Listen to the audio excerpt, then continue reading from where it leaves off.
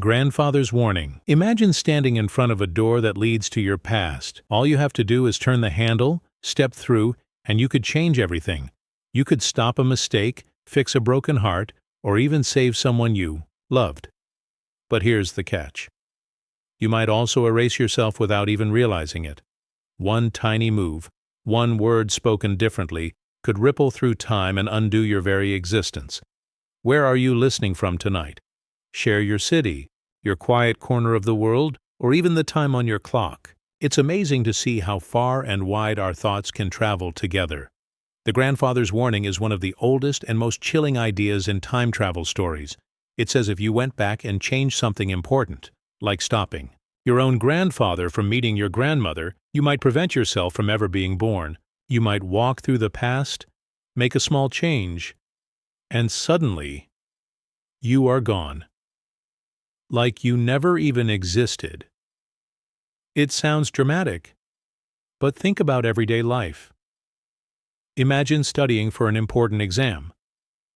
What if you could go back and give yourself the answers? Easy win, right? But maybe that easy success makes you careless later, and you miss bigger lessons you need.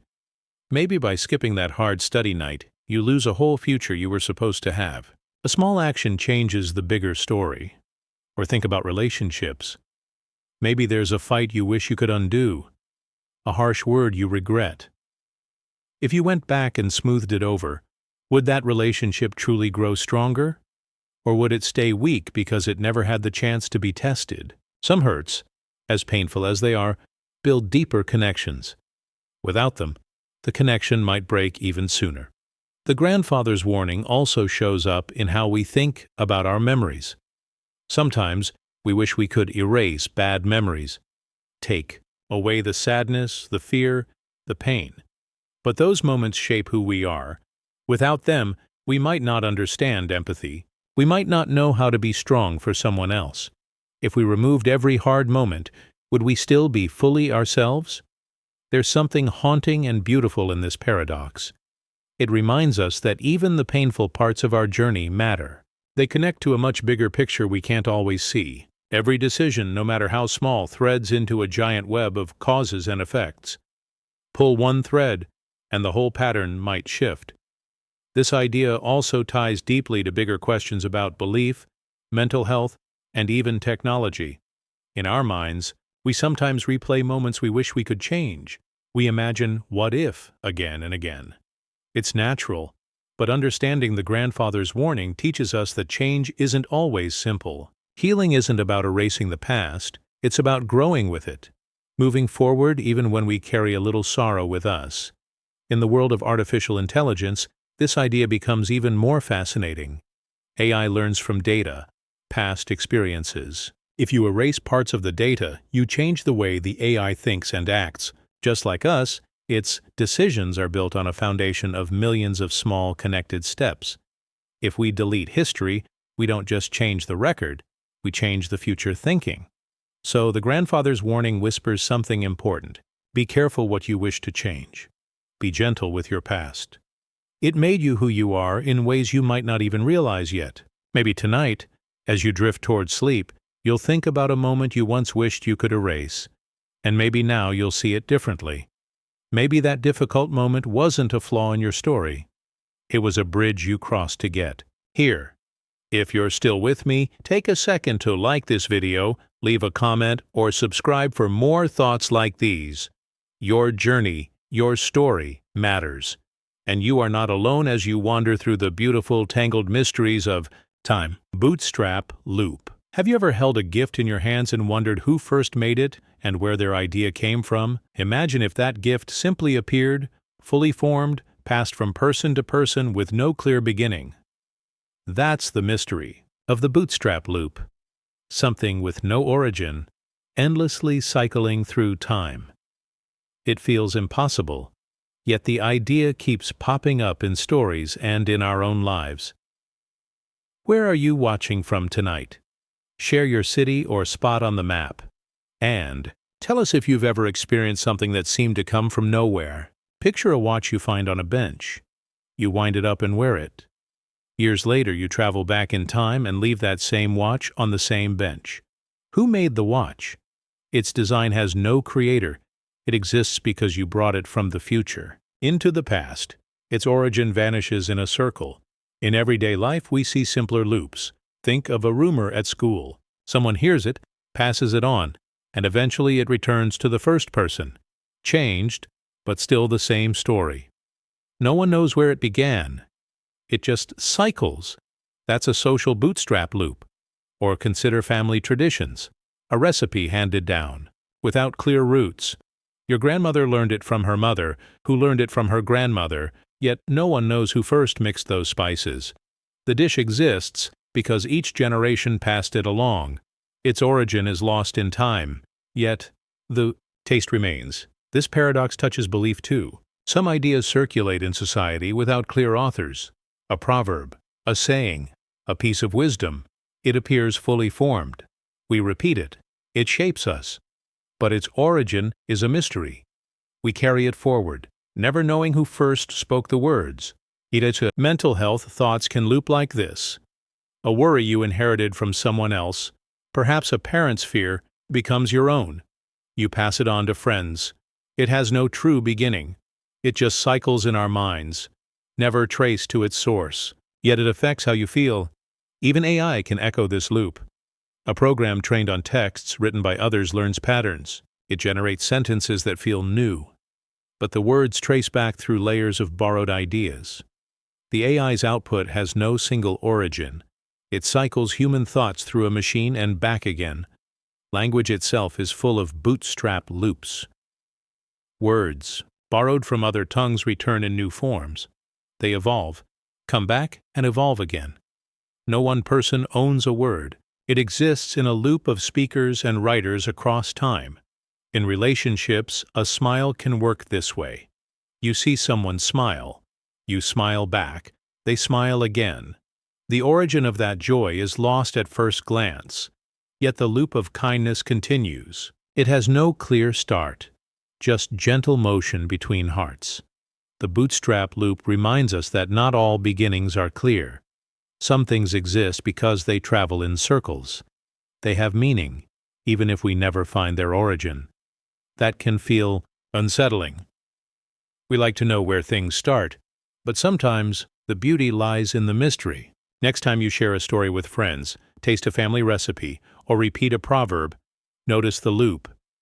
Notice how something can belong to all of us, even if no one knows where it truly began. If this idea resonated, please like this video and share your thoughts below. Have you ever encountered a bootstrap loop in your life? Subscribe for more gentle journeys through life's strange paradoxes. Twin paradox. Imagine two people born at the same moment, side by side, sharing every heartbeat, until one climbs into a rocket and flies near the speed of light. When they return, the world has aged decades, but they have barely grown older. How can two twins with the same start end up at different ages? This is the strange magic of the twin paradox. It feels like science fiction, yet it springs from the very rules that govern our universe. Where are you watching from tonight? Maybe you're used to long flights, or perhaps you've never left your hometown. Share your location in the comments, and tell us if you'd ever dare to board that high-speed rocket. Let's see how far our minds can travel together. Picture everyday life on Earth. You wake each morning, drink coffee, go to work or school, and come home. Time moves at one steady pace for you and for everyone you know. Now imagine your twin climbs into a spaceship, zooms off at nearly 300,000 kilometers per second, and then comes back. To you, decades have passed. Children grown, buildings changed, seasons countless. But to them, only a few years slipped by. It's as if time itself stretched for you, but held still for them. We experience tiny echoes of this in simpler ways. Think of two friends walking. One strolls slowly, the other runs ahead and back. The runner covers more ground in less time, but to the walker, the path seems to stretch on forever. The faster you go, the less time you seem to spend on the road. In the same way, moving near light speed warps time itself. In exams, you know that anxious minutes can feel endless. The clock's second hand seems to crawl when you're stuck on a question. Meanwhile, someone writing an easy answer might glance at the clock and find time has flown. Both sit in the same room, under the same lights, but their experience of time bends with their minds. The twin paradox shows us that time is not a fixed river. It's more like a fabric that stretches and contracts. Relationships reveal this too. With someone you love, a shared hour can feel like a minute. Laughter and deep talk make time vanish. With someone you barely know, a minute can feel like an hour, the same 60 seconds, yet felt so differently. Our emotions change our sense of time, just as speed changes it for the twins. This paradox reaches into belief. We often speak of time healing all wounds, as if time is a steady healer. But if time can bend, can healing bend too? Maybe our inner world moves at its own pace, faster or slower than clock time. Two people can share a loss, yet one may heal quickly while the other takes years. The same event, different time frames. We realize that healing is personal, just as time is personal for each twin. Our language hints at this mystery. We say, "The time flies when we're happy, and time drags when we're sad." We speak of moments that stand still. We treat time as if it has feelings. The twin paradox teaches us that these figures of speech have a deeper truth. Time really can flow differently depending on how, and how fast, we move through life. Mental health shows us another layer. Someone living with anxiety may feel trapped in endless loops of worry, as if time has slowed to a crawl. Someone in flow, creating art, playing music, loses track of hours. In both cases, inner time diverges from outer time. Just like the twins, our inner clocks race or lag. Learning to mindfully breathe, to slow down thought, we can shift our own time experience, finding calm even when the world rushes by. Even artificial intelligence echoes this paradox. A powerful computer can solve complex problems in seconds that would take humans years. To the machine, time for that task is tiny. To us, waiting feels long. The AI twin experiences time differently. It shows us that time is tied to capability, to perspective, to speed of processing. What does this mean for you? Perhaps you feel time slipping away too fast. A busy life, full of tasks, can leave you wondering where the hours went. Or you may feel stuck watching days pass without change. The twin paradox invites you to see time not as an enemy, but as a fabric you can learn to move within. You can slow your mind, stretch your moments, or speed up through mindfulness and flow. You can choose your pace. Next time you feel rushed, pause, take a deep breath. Notice how your mind can slow even if the clock does not. And when you feel stuck, move in small steps. Each one shifts your personal time. Remember the twins. One aged fast, one slow. Yet both lived their own story. Your story, too, unfolds in your own time. If this journey through time spoke to you, please like this video. Share in the comments. When have you felt time fly, and when has it crawled? Subscribe for more gentle paradox explorations. Let's travel together through the curious landscapes of time and find calm in every moment. Predestination Knot. Imagine doing something today that somehow causes an event in the past, an event you thought had already happened, long before you were even aware of it. Imagine discovering that your choice was not just a reaction to history, but a piece of it.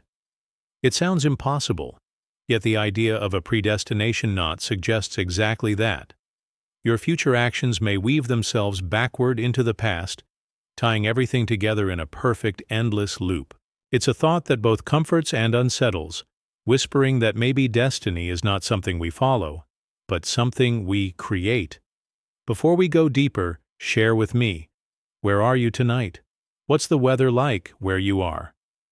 Leave a comment below. Let's map our tiny points on this big strange web of existence. Think about a simple moment. Imagine losing your keys in the morning. You search everywhere, you're late for work, you're frustrated, but because of that delay, you miss a traffic jam or an accident. that would have changed your life. Later, you find out that everything unfolded exactly as it had to. The lost keys weren't random. They were the cause of the life you still get to live. Now imagine if that tiny event didn't just affect your future, but somehow made something happen in your own past. It bends the mind, doesn't it? The predestination knot feels strange because it breaks the way we usually think about time. We expect the past to cause the future, like falling dominoes. One event knocks into the next, clean and simple. But what if some dominoes looped back and bumped the ones behind them? Your future self might become the very reason your present self makes the choices you do today. In daily life, we get small hints of this. Think about relationships. You meet someone who feels strangely familiar. Later, you realize that a series of random decisions, taking a certain route, choosing a different coffee shop, led you there. It feels like you were meant to meet. But what if your future self, happy in that relationship, somehow tugged you toward it? Not by magic, but by tiny invisible nudges, decisions made so naturally you never thought twice. Or think about exams. Maybe you fail a test once and feel like it's the end. But because of that failure, you study harder, change your major, meet a mentor, find a new dream. Looking back, the failure wasn't just a mistake, it was a cause, shaped not by defeat, but by the success that came after. It's as if your future success traveled backward, planting the seed of what needed to happen. This knot touches belief, too. Some people trust in fate, that life has a plan already written. Others believe in free will, where every choice is a new branch. The predestination knot quietly says, maybe it's both. Maybe your free will and your fate are the same thing, looping and weaving together, forming a pattern that you help create but cannot fully escape. Even language hints at it. We say things like, "It was meant to be," or "It happened for a reason." We recognize deep down that some events feel too perfect to be random. We sense the knot without seeing its threads. In mental health, this idea matters too. If you've ever struggled with anxiety or regret, you know the pain of wishing you could undo the past. The predestination knot offers a softer view. Maybe the mistakes you regret were not errors, but part of a bigger shape you couldn't yet see. Maybe healing begins when we trust that even wrong turns are woven into the right path. Artificial intelligence, in its own way, echoes this idea. AI systems are trained by past data, but their predictions affect future actions. A recommendation algorithm might suggest a movie you end up loving, so you feed back new preferences into the system. Past shapes the future, but the future shapes the past, too, creating a learning loop. We are building little predestination knots in our technology without even realizing it. It also invites us to think about personal growth. How often have you wished you could go back and tell your younger self something important? Maybe to be kinder, to be patient, to take a risk. What if, somehow, your present choices are already whispering back through time, shaping the younger you without words? Maybe every act of forgiveness, every brave decision, weaves backward too, making the past less heavy, less sharp. Next time you feel trapped by something that already happened, an old mistake, a lost chance, pause. Remember that you are not powerless. Every step you take forward might also untangle some part of your story behind you. You are not just walking on a straight path. You are weaving a web, knotting the threads, shaping both what is to come and what has already been. If this idea touched you, if you've ever felt that strange sense of destiny pulling at your steps, please like this video. Leave a comment. When did life feel like it was guiding you, even without a clear map? Let's share those moments and build a space where curiosity and calm can grow together. Subscribe for more gentle journeys through the hidden corners of time, thought, and existence. In this big, mysterious universe, it's comforting to know maybe the past is not something we have lost. Maybe it's still alive inside every choice we make. Memory echo. Have you ever had a feeling about something that hasn't happened yet? So strong, so real, that it feels like a memory instead of a dream? like a shadow of tomorrow brushing against your mind today? Imagine living a moment now and somehow carrying a memory of the future inside you, a soft whisper from a time you have not reached yet. This is the strange and beautiful idea of a memory echo, where future memories seem to haunt today's mind, leaving us wondering what is real and what is yet to come. Before we dive deeper, take a moment and share with me. Have you ever felt like you knew something before it actually happened? Maybe a place felt familiar before you had ever visited it, or a conversation seemed to unfold exactly as you had imagined. Leave a comment below. Let's gather these mysterious little echoes from around the world. Imagine waking up one morning with a strong feeling that something important is about to happen. You go about your day, carrying a strange sense of waiting. Hours later, something does happen. A meeting, a decision, a turning point you could not have predicted. Was it just a coincidence, or was it your mind somehow reaching forward, pulling back a memory from the future to prepare you? In everyday life, we all experience tiny versions of memory echoes. Think about studying for an exam. Sometimes you have a strong feeling to focus on a particular topic. You can't explain why, but something inside you tells you it's important. When the exam day comes, that exact topic appears. It feels like more than just a lucky guess. It feels like part of you already knew. Or think about relationships. You meet someone, and within minutes they feel familiar, almost like meeting an old friend you had forgotten. The conversation flows easily. The connection feels deep. Maybe this bond is not just built in the present, but is an echo from the future. A future where you and this person already share important memories together. Memory echoes blur the lines between what we expect and what we experience. They invite us to think differently about time. We usually see time as a straight line, past, present, future. But what if time is more like a lake and moments ripple outward in all directions? Maybe the future is not waiting far ahead. Maybe it is already touching us in small, secret ways. In beliefs and culture, this idea is not new. Many traditions speak of dreams that predict the future or deep intuitions that warn or guide. Some call it fate, some call it a sixth sense, but at the heart of it, they are speaking about memory echoes, the feeling that part of us remembers a life we have not fully lived yet. Even language reflects this mystery. We say, "I have a feeling about this," or "this seems familiar," even when there is no clear reason why. Our words admit that the mind sometimes knows more than it should. That memory does not only flow backward, it sometimes slips forward too, like mist curling ahead of us on a foggy road. In mental health, understanding memory echoes can bring comfort. Anxiety often makes us fear the unknown, filling the future with worry and worst-case scenarios. But memory echoes remind us that not all unknowns are frightening. Some are full of hope, of beautiful surprises we can almost feel coming. Learning to trust these soft whispers can make the unknown feel less dark and more like an unfinished story we are already a part of. Technology mirrors this strange dance too. Artificial intelligence uses patterns from past data to predict future needs. It remembers things that have not yet happened by guessing what probably will. Though AI does not truly feel, it still creates a kind of artificial memory echo, suggesting that even in machines, the future leaves traces in the present. Memory echoes also touch our personal growth. Sometimes when making a hard decision, we get a sudden, quiet clarity, a sense of "this is right" without knowing why. It's as if our future self, the one who has already lived through the choice, is sending encouragement backward through time.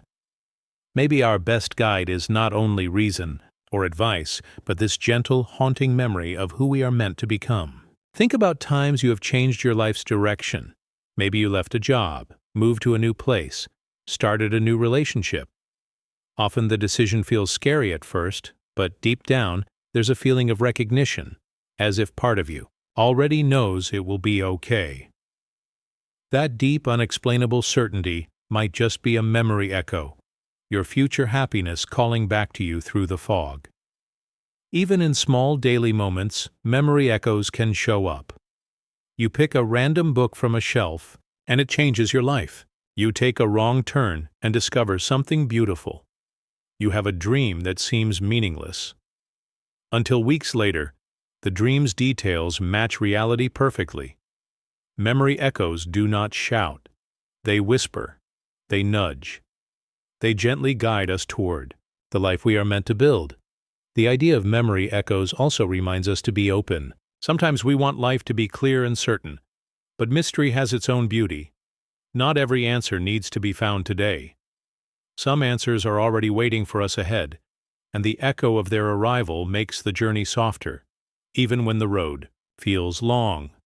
So next time you feel a strange knowing in your heart, a soft pull toward or away from something, pause. Listen. Trust that part of you might be hearing the footsteps of your future, echoing back to guide you. If this thought touched you tonight, if you've ever felt that mysterious sense of déjà vu or future memory, please like this video. Share your story in the comments. Have you ever remembered something before it happened? Let's gather these small miracles together.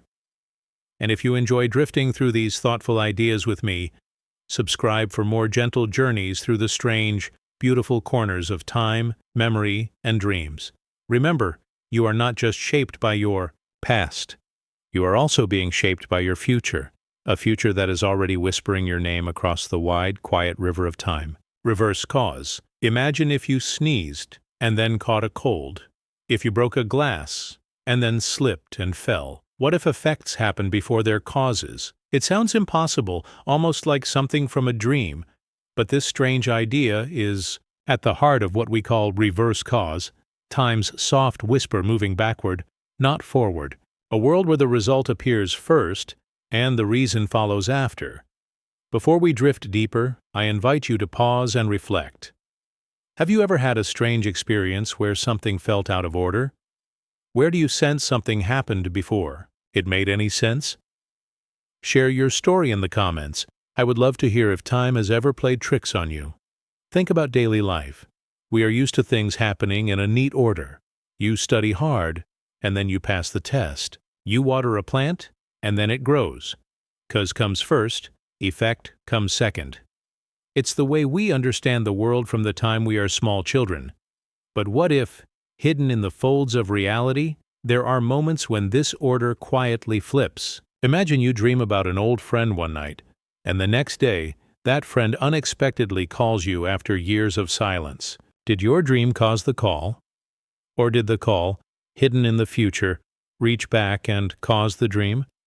It's a little ripple of mystery that leaves you wondering if maybe time is not as simple as we think. There are stories, quiet ones, small ones, that hint at the reverse cause.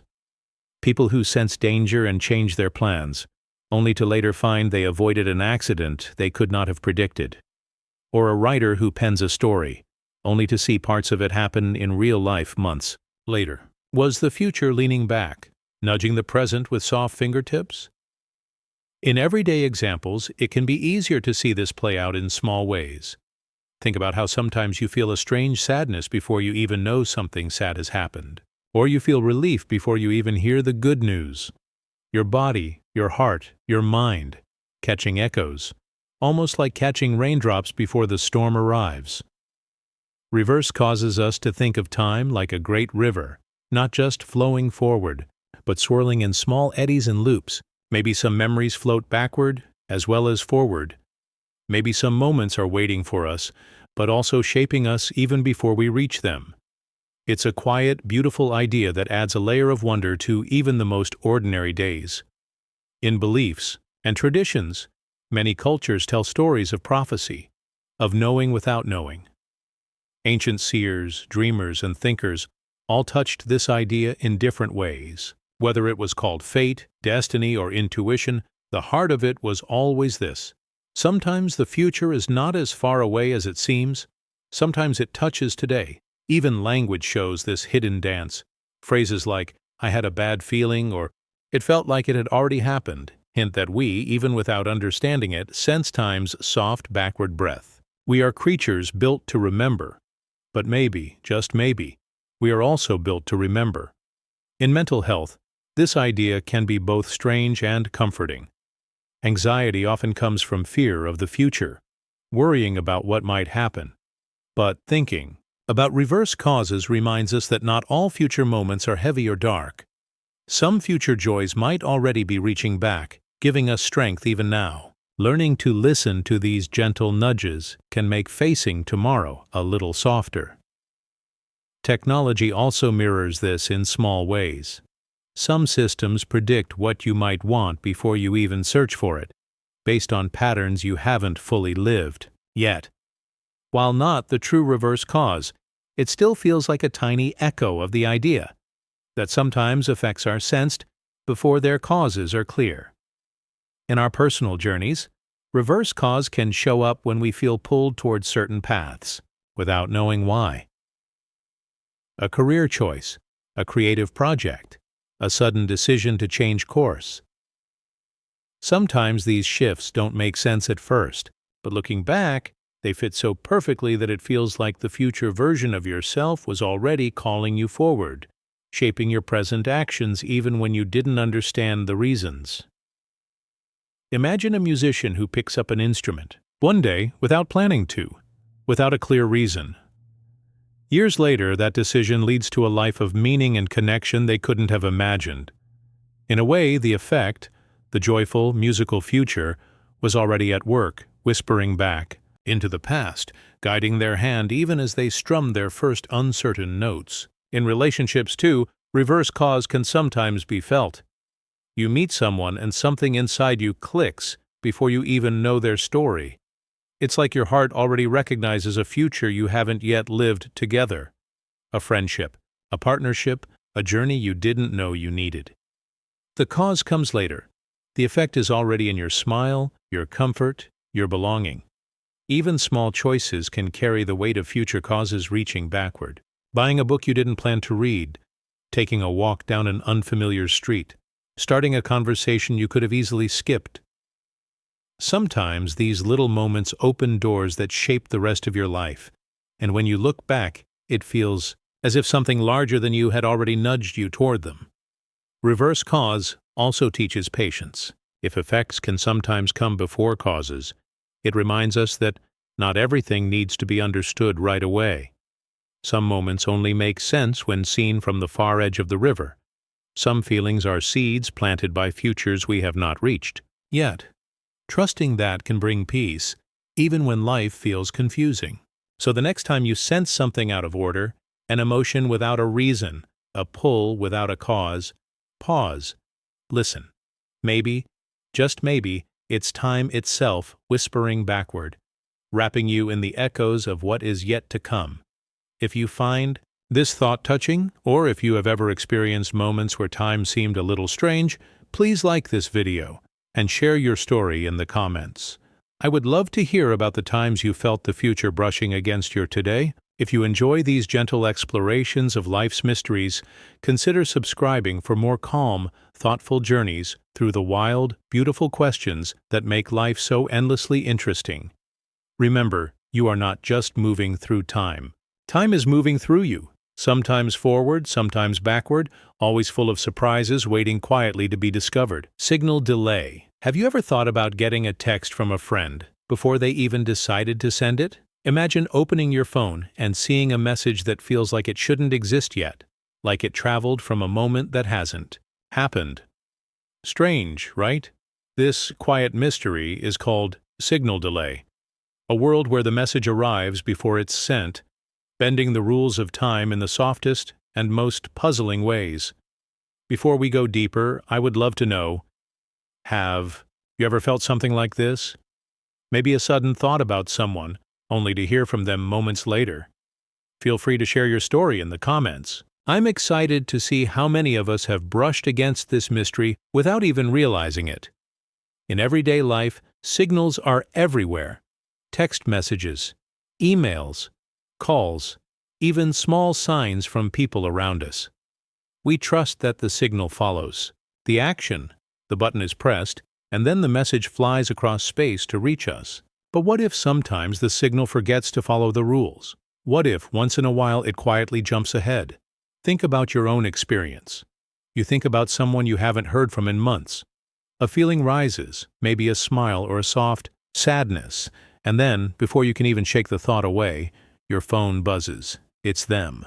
Was it just a coincidence? Or did something unseen travel ahead of the moment, reaching you before the sender even tapped their screen? This idea of signal delay isn't just science fiction. In deep space communication, scientists have to deal with real signal delays all the time. Messages sent to faraway spacecraft can take minutes or even hours to arrive. But here, we are dreaming, even bigger, imagining a universe where, instead of being delayed in the usual way, messages sometimes take shortcuts through time itself. Think about how sometimes you feel something is about to happen before it does. Not because you guessed or were told, but because you felt it, like a ripple across a still pond, reaching you before the stone even falls. Could it be that emotions, thoughts, or even tiny pieces of information sometimes arrive a little too early? It's easy to feel skeptical. We're taught that time is a straight line, but physics suggests time might be more flexible, more like a soft fabric that can bend, twist, and even fold. In those folds, maybe signals, small whispers of the future, can sneak through, finding us before they're even sent. In daily life, you might see this in simple ways. A parent feels something is wrong with their child before getting any news. A person changes their route for no clear reason, avoiding a problem they couldn't have predicted. A sudden idea pops into your head, moments before an opportunity appears. These aren't just coincidences, they might be little hints that time isn't as firm as we believe. Across cultures, this idea has always existed. Ancient stories talk about omens, dreams, and feelings that warn or prepare people before events happen. Whether it's called intuition, sixth sense, or something more mystical, at the heart of these tales is the same beautiful mystery. Sometimes the message comes first. Even technology is starting to reflect this, in a tiny way. Predictive. Text tries to guess what you will write before you finish typing. Algorithms suggest songs you didn't know you wanted to hear. These aren't true examples of signal delay, but they show that the idea of messages coming early is deeply appealing, even comforting. Emotionally, the idea touches something tender inside us. It suggests we are more connected to each other and to the future than we realize. That even when we feel alone, there might be threads weaving us quietly to others, threading through time itself. In the world of relationships, signal delay can feel very real. You meet someone and instantly feel close, as if you had already shared stories and laughter you haven't even lived yet. It's like receiving a message from the future that says, "This person will matter to you." Or maybe you decide to make a call, feeling a strong need to hear a certain voice. And when they answer, you find out they needed you at that exact moment. Almost as if your message, your thought, traveled backward from their need to your heart. Signal delay can also teach us patience. If some messages arrive early, others might seem late. But maybe they're just arriving exactly when they're meant to, even if we don't understand the timing. Trusting that can help us feel a little less hurried, a little more at peace with the flow of life. It also reminds us to stay open. A small feeling, a sudden thought, a random tug on your heart might not be random at all. It could be a signal arriving ahead of its sender, a soft whisper from a future moment you haven't yet reached. In science, some thinkers play with the idea that information might not be trapped by time the way we think. Maybe quantum particles can share information instantly, even across vast distances, a phenomenon called entanglement. If particles can break the rules we thought were firm, maybe thoughts, emotions, or signals can too. On a bigger level, signal delay makes us question what choice and destiny really mean. If messages from the future can reach us, are we truly making decisions freely? Or are we being gently nudged by hints from what's already waiting? It's a puzzle that can make your mind spin, but also fill it with a quiet sense of wonder. Even in art and creativity, you can feel signal delay. Writers, painters, and musicians often talk about ideas that seem to appear fully formed, as if dropped into their minds from somewhere they haven't been yet, like echoes of works they haven't yet created. In mental health, trusting your inner signals, your intuition, can be a powerful tool. Even if you don't believe in true signal delay, learning to listen carefully to your inner world can help you navigate the outer one with more grace and awareness. Sometimes, what feels like a wild guess is your mind's quiet wisdom reaching ahead. In simple, everyday ways, you might feel this too. Reaching for an umbrella on a sunny day, sensing you'll need it. Feeling the need to check on someone just when they are feeling lonely. Smiling at a stranger without knowing it made their whole day better. Small acts, small signals, gently threading through time. If you have ever felt like a message, a feeling, or an idea arrive before it made any logical sense, you are not alone. Many people share these quiet experiences, and together they paint a picture of a world much more magical and mysterious than we usually believe. If this idea made you smile, or made you remember a moment where the future seemed to reach you, please like this video, and I would love for you to share your story in the comments. When was a time you felt a signal before its cause? And if you find joy in these thoughtful, peaceful journeys, consider subscribing. There are many more mysteries to explore together.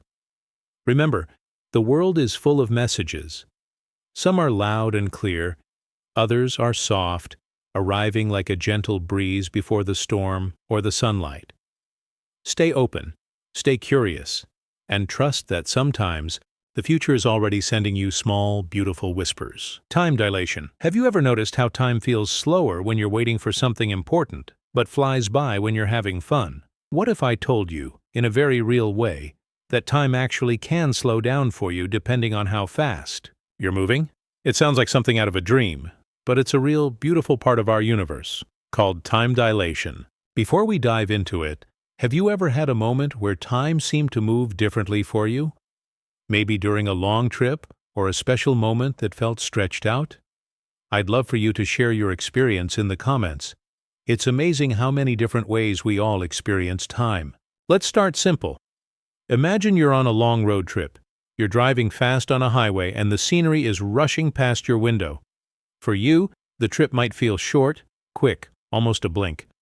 But for someone standing still by the roadside, watching you zoom by, time is passing at a different rhythm. In everyday life, the difference is so small we can't notice it. But if you could travel near the speed of light, you would actually experience time much slower than everyone else. This is not just a story or an idea. Scientists have proven it. They have taken tiny particles and sent them speeding around special tracks. When these particles move close to the speed of light, their tiny clocks, if we could imagine such a thing, tick more slowly compared to the clocks resting in a lab. It's as if the faster they move, the more they are able to escape the ordinary flow of time. This makes us think about how flexible time really is. It's not a firm river that moves at the same speed for everyone. It's more like a soft breeze, changing its pace depending on how you move through it. You might not feel it during a normal day, but out there, in the vastness of space, astronauts feel tiny touches of this effect. If an astronaut travels far and fast enough when they return, they would have aged less than the people who stayed on Earth.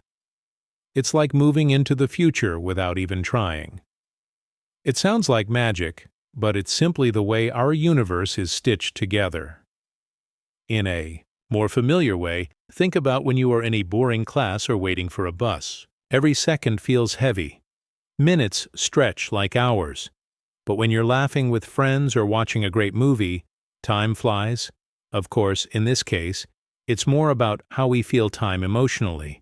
But the deeper truth is that time itself really can change its speed depending on how you move. The idea of time dilation also invites us to think about patience and living in the moment. If time can slow down, maybe we can learn to slow down too. When we rush, life becomes a blur. But when we move gently, when we breathe and stay present, time seems to open up, giving us more of itself. In relationships, you might notice this too. Moments of deep love, friendship, or even sadness often feel stretched, as if time is giving you extra space to feel. Moments of rushing around, checking tasks off a list, seem to slip away almost unnoticed. Maybe the key to feeling more alive is learning to dance with time, not race against it. On a bigger level, time dilation touches our ideas of aging, memory, and meaning. If two people could experience different amounts of time simply by moving differently, what does that say about how we live our lives? Maybe it's not just about how much time we have, but how we choose to experience it.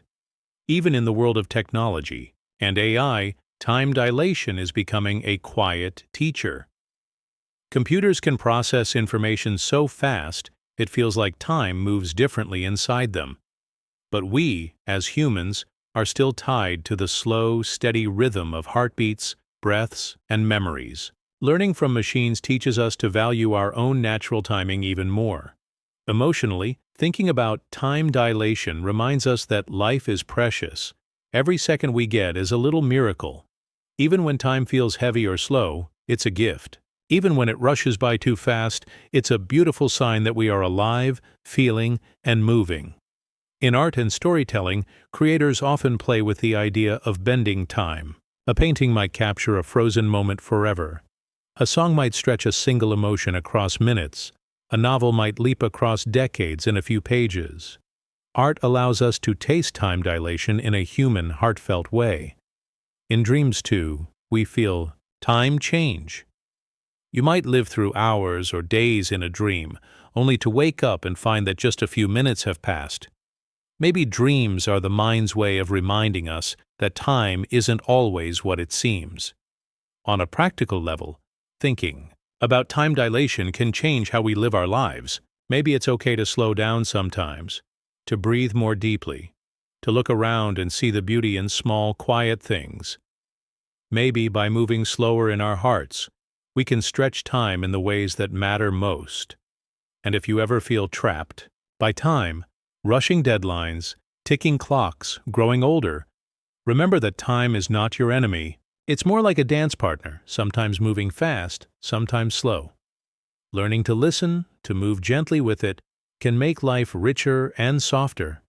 If you're feeling a little more connected to the mystery of time after listening, I'd love it if you liked this video. And if you have your own story of feeling time stretch or shrink, please share it in the comments.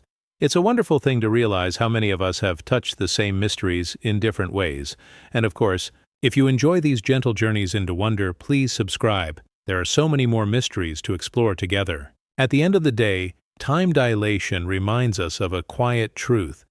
Time isn't just something we measure.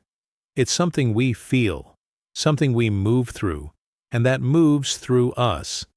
And sometimes, if we listen closely enough, we can feel it slow down, giving us more space to live, to love, and to wonder. Causal Chain. Have you ever wondered how a tiny action today could completely change the story of your future? Like a single small choice setting off a chain of events you never expected? It sounds a little magical, but it's something that happens all the time around us. It's called the Causal Chain, and it shows how even the smallest change can ripple out to create something huge.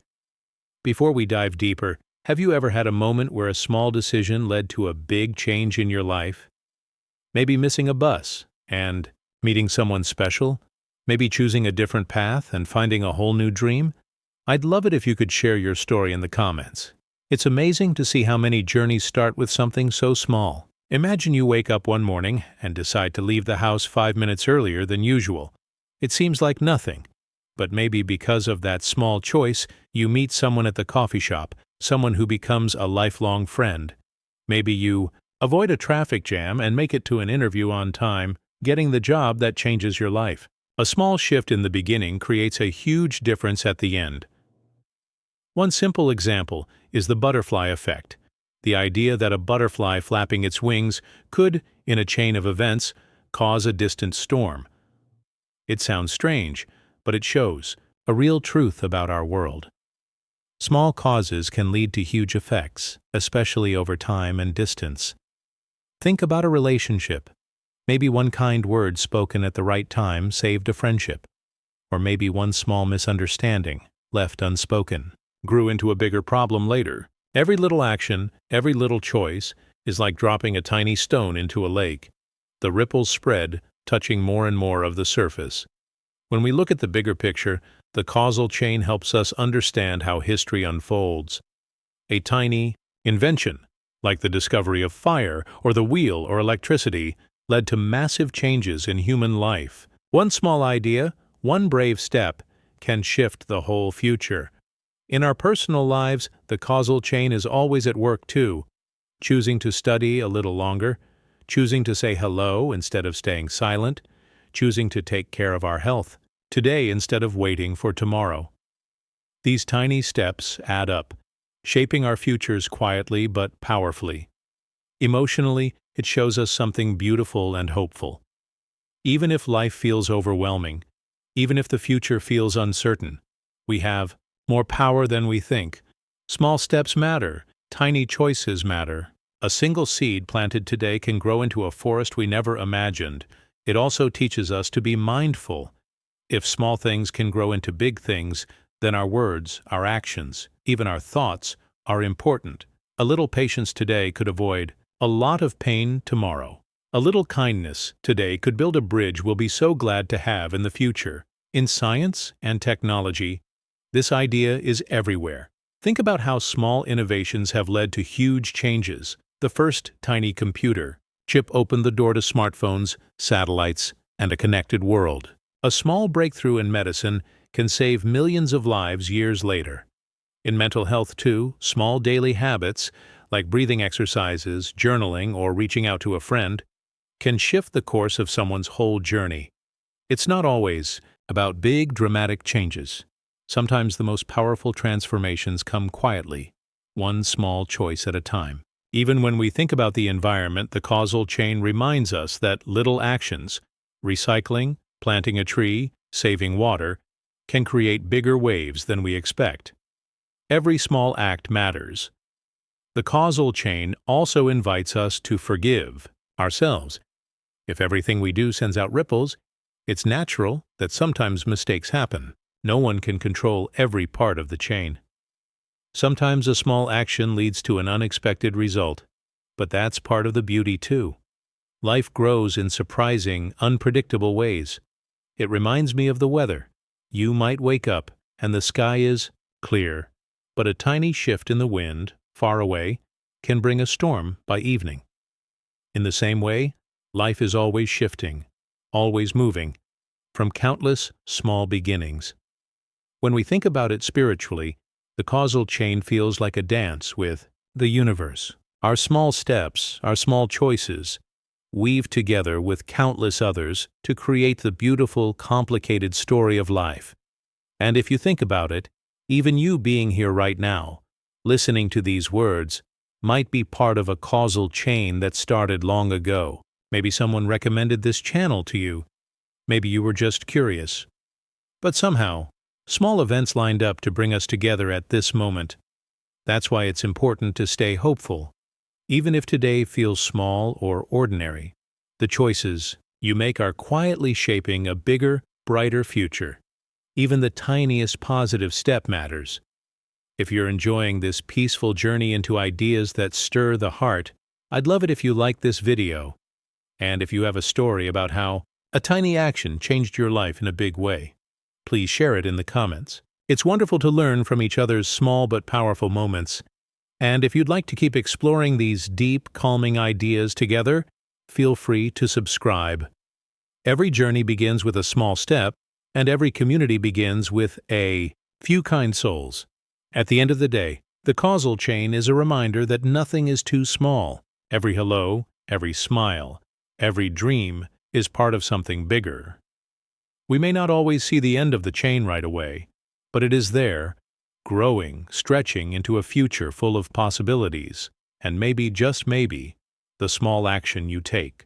Today we'll start a chain that leads to something beautiful beyond anything you can imagine. Self-creation. Have you ever stopped for a moment and thought, what if you were the reason for your own beginning? What if somehow you are your own ancestor? It sounds impossible, right? Like something out of a dream or a strange movie, but this idea, called self-creation, invites us to wonder about the true nature of time, life, and existence itself. It's one of those thoughts that feels both magical and a little unsettling. Before we dive deeper, have you ever had a feeling that your life is somehow looping in a way you can't explain? Or maybe you've felt connected to something bigger than yourself without knowing why? I'd love to hear your experiences. Feel free to share them in the comments and tell us where you're listening from. It's so special to see how different people experience these mysteries all around the world. Let's try to imagine this. Think about planting a tree. Years later, the tree grows strong and drops seeds, and one of those seeds becomes another tree. Now imagine if somehow the tree that came from that seed grew back in time and became the very first tree. A circle with no beginning and no end. That's the heart of self-creation. You exist because of yourself. There's no outside start, no clear first moment. You are both the cause and the effect. A simple way to think about it is like a story where a person goes back in time and becomes their own great-grandparent. Strange, right? But in the world of self-creation, that's exactly the kind of loop we explore. It challenges everything we think we know about cause and effect, about beginnings and endings. You might wonder, how does this connect to everyday life? In a way, we all experience little pieces of self-creation without realizing it. Think about your habits. Maybe you started drawing when you were a child just for fun. That early practice shaped your love for art, which grew stronger with time. In a way, your small early actions gave birth to the person you are today. You created your future self by the choices you made, even when you were too young to understand their full meaning. It's a beautiful, hopeful idea, too. Even when life feels confusing or stuck, self-creation reminds us that we always have the power to shape who we are becoming. Every small step, every decision, feeds back into the circle of our own growth. We are always creating ourselves over and over. On a deeper level, self-creation touches our beliefs about destiny. If you are your own ancestor, then your life is not just a straight line. It's a living, breathing loop, a dance between past, present, and future. This can feel both comforting and strange. It means that you are more powerful than you realize, but it also means that life's mysteries might never have clear answers. If you look closely, you can see echoes of self-creation in nature too. Think about rain. A drop of water evaporates from the ocean, forms clouds, falls back as rain, and flows again into the sea. The water is part of its own beginning and end. Life itself, with its endless cycles of birth, growth, death, and rebirth, feels like a giant example of self-creation. In technology, we see hints of this paradox as well. Artificial intelligence, for example, is created by humans but is starting to help humans create new things. It's a feedback loop, creators being shaped by their own creations. It shows how blurred the lines can become between beginning and ending, cause and effect.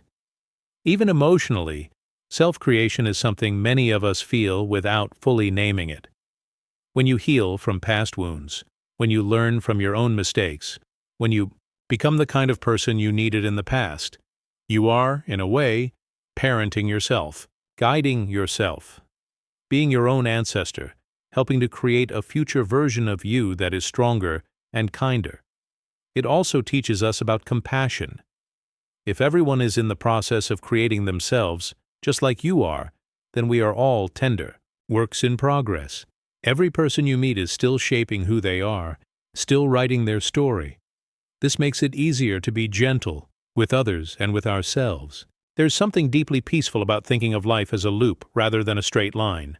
In a loop, there are no final failures, no true endings, just endless chances to try again, to learn, to become.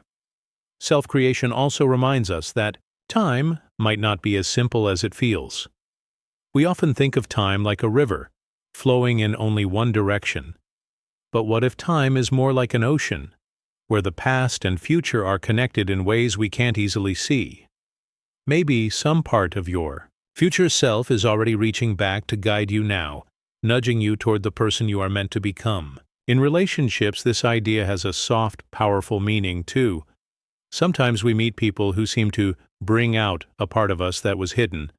A mentor, a friend, a partner. They help us find pieces of ourselves we didn't even know were missing. In a sense, these relationships help us create ourselves too. Thinking about self-creation can even help us during hard times. When you feel lost or broken, it can be healing to remember that you are still in the middle of your own creation story. It's not over. You are still becoming, still shaping your life in ways you might not even see yet. If you're enjoying this quiet, thoughtful journey through these beautiful paradoxes, I invite you to like this video. And if you have a story about how you helped create a new version of yourself, please share it in the comments. It's amazing to hear how we all continue growing and creating, even through the hardest seasons. And if you'd like to keep exploring these calming, thoughtful ideas together, feel free to subscribe. Every time we share these moments, we add a little more to the beautiful loop of understanding that connects us all. At the end of the day, self-creation reminds us of something quietly wonderful. We are not just passengers in our lives. We are builders, artists, dreamers. Each thought we think, each step we take, is part of the loop that shapes who we are. And maybe, just maybe, somewhere deep in the mystery of time, you are already reaching back, helping your past self find the path you're walking now. Temporal Mirror. Have you ever looked back at a memory so deeply that, for a second, it felt like it was showing you something about your future? As if the past wasn't just a place you came from, but a secret map pointing you somewhere you haven't even reached yet. It's a strange feeling, familiar, yet mysterious, like standing between two mirrors and seeing endless reflections. This is the heart of the idea we call the temporal mirror, the past reflecting the future you haven't lived. Before we go further, think for a moment. Has a past experience ever felt like it was preparing you for something you didn't know was coming? Maybe a lesson you learned years ago suddenly made perfect sense much later. I'd love to hear your stories, share them in the comments, and let us know where you're listening from. It's beautiful to build a little community where these hidden connections can shine. Let's bring this closer with a simple example. Imagine you learned how to swim when you were very young. At the time, it was just a fun thing to do. But years later, on a trip you didn't even plan far in advance, you find yourself caught in a situation where that old swimming skill saves you or someone else. In that moment, it feels like your past was quietly preparing your future, like a mirror, reflecting forward through time. The idea of a temporal mirror reminds us that the past isn't just behind us. It's quietly shaping and lighting the road ahead. Sometimes we don't realize it until we look back from the future and see how the pieces fit together. Life often feels random and messy, but when we step back, patterns begin to appear, like ripples moving across a calm pond. In everyday life, we see small examples of this all the time. Think about studying for an exam. At first, it feels disconnected from real life. It's just facts, papers, deadlines. But later, those same skills, focus, patience, memory, become the quiet foundation for a job, a relationship, or even a dream project. You didn't know it back then, but you were building the future you live in today. This idea can stretch even further into the world of emotions. Maybe you went through a heartbreak that felt like it would never heal. But that pain, and the lessons it taught you about trust, kindness, and boundaries, became a guide for loving more wisely in the future. The sadness wasn't just an ending. It was also a mirror, showing you how to become stronger and more compassionate for the road ahead. The temporal mirror touches something deep in human belief too. Across cultures, people have felt that the past and future are linked in hidden ways. We tell stories about destiny, fate, and signs from the universe. These stories are different, but they share one feeling, that time is not just a straight line. It's a web of reflections, each moment shining a little light onto another. Technology and science also hint at this mystery. In quantum physics, there are strange ideas suggesting that the future can affect the present just as much as the past does. It's as if the universe itself has mirrors placed in places we can't see, quietly bouncing energy and meaning across time. Even artificial intelligence, which learns by studying past data, creates new paths into the future. Our machines, just like our hearts, use memories to imagine tomorrow. This can change how we live if we let it. When you realize that your past, is reflecting forward, you start to see every small moment differently. The kindness you show a stranger today might ripple back to you in ways you cannot even guess yet. A book you read, a song you hear, a mistake you learn from. It all becomes part of the mirror you are building for your future self. There's also a peaceful side to this idea. If the past is a mirror, then nothing you've been through is ever wasted. Even the painful parts, even the times you felt lost or alone, are part of the pattern. They are shaping your next steps, even when you can't see it yet. It can be a comfort on hard days to believe that your story is bigger and deeper than you can imagine right now. Relationships show us the temporal mirror clearly too. Have you ever met someone new, and somehow it felt like you knew them before? Not in a mystical sense, but because the lessons and experiences you carried made you ready for this connection. Your past love, your past loss, your past hopes, they shape the person who could now love, forgive, and dream better. Mental health is another place where this mirror shines quietly. Healing often feels like walking backward before you can move forward. You revisit old memories, old hurts, and in doing so, you unlock strength and wisdom for the future. In therapy, in journaling, in quiet moments alone, we are often standing in front of a temporal mirror, learning to see both the old and the new within ourselves. Language, too, is filled with echoes of this idea. Phrases like "history repeats itself" or "learn from the past" are ways people try to touch the mystery of time's reflections. But the temporal mirror is gentler than simple repetition. It's not that life is doomed to repeat, but that every moment carries hidden seeds for what's to come. Even art captures this feeling. A painting made hundreds of years ago can move you today. A poem written in another century can feel like it knows your heart better than anything modern. The past is always speaking, always sending little signals into the future. When we listen, we catch glimpses of the deeper connection we all share. If you're enjoying this journey into the quiet beauty of paradoxes, I invite you to like this video. And if you have ever felt the strange echo of your past preparing you for your future, share it in the comments. Your story might be the mirror that lights someone else's path tonight.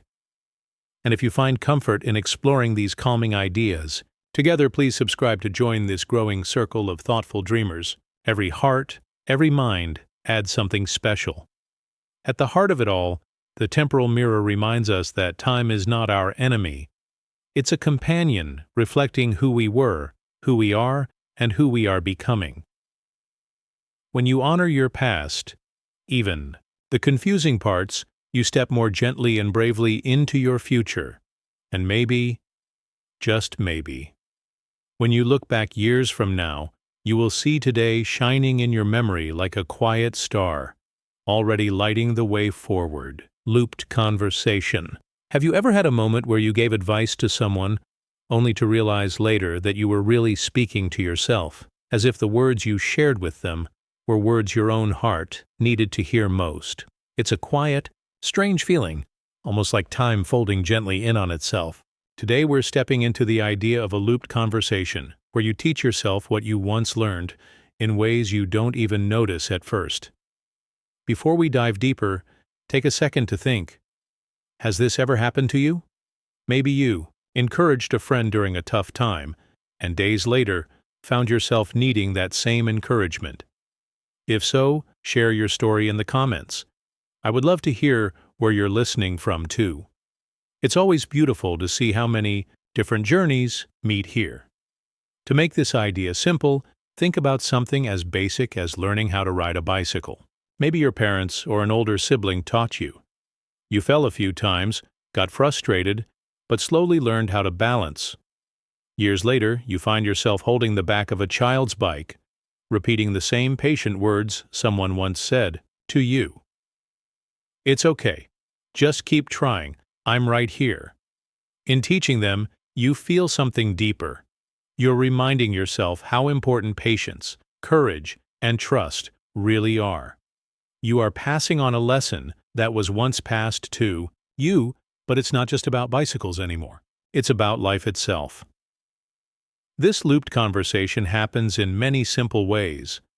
Think about when you comfort a friend going through a breakup. You tell them things like, "Time will heal," or "You're stronger than you think." And even, if you believe it's true for them somewhere inside, you are also telling your own heart the same thing. Teaching, in moments like these, becomes remembering. It shows up in other parts of life too. A teacher explaining math to a student may find that by breaking down the steps slowly, they understand the beauty of math more clearly themselves. A parent teaching a child to say "thank you" and "please" is also reminding themselves of kindness and respect in their own busy day. The conversation is a two-way street, looping quietly between past learning and present living. The idea of a looped conversation touches something deep about how we grow. Learning isn't a straight road where you leave the past behind. It's a circle where old lessons come back in new forms. Sometimes the words you once heard in a classroom from a grandparent or even from a stranger at a bus stop rise up inside you when you least expect it. And sometimes they come out of your own mouth, teaching you again what you thought you already knew. There's something peaceful about seeing life this way. It means that even when you feel stuck or unsure, you are never really starting from zero. All the wisdom you have gathered is still with you, quietly looping back into your life when you need it most. Relationships show this loop in beautiful ways.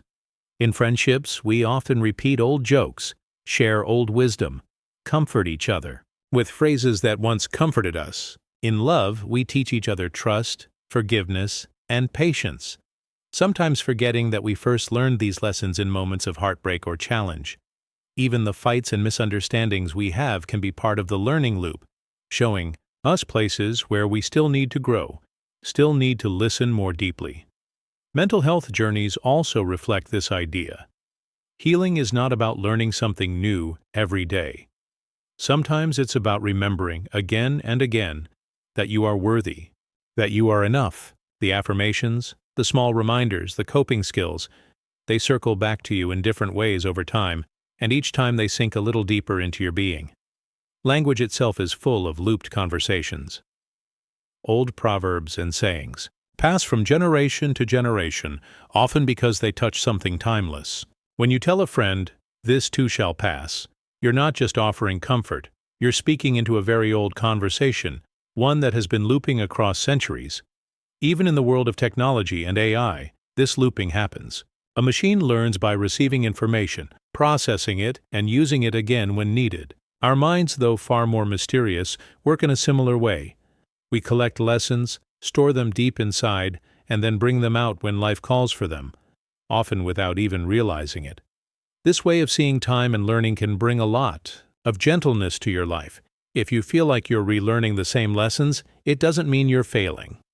It means you are living in a beautiful spiraling growth. Like the rings of a tree that show its age, every loop through old wisdom makes you stronger, wiser, and more rooted. Think about the last time you advised someone to stay hopeful during a hard time. Now think about how, later, you might have needed that same hope yourself. It's not a mistake. It's life's quiet way of reminding us that we are always both teachers and students at the same time. In art, this looping is everywhere. A writer pens a story about courage, drawing on old fears they overcame. A painter creates an image of peace, reaching into past chaos. Art teaches the artist even as it teaches others.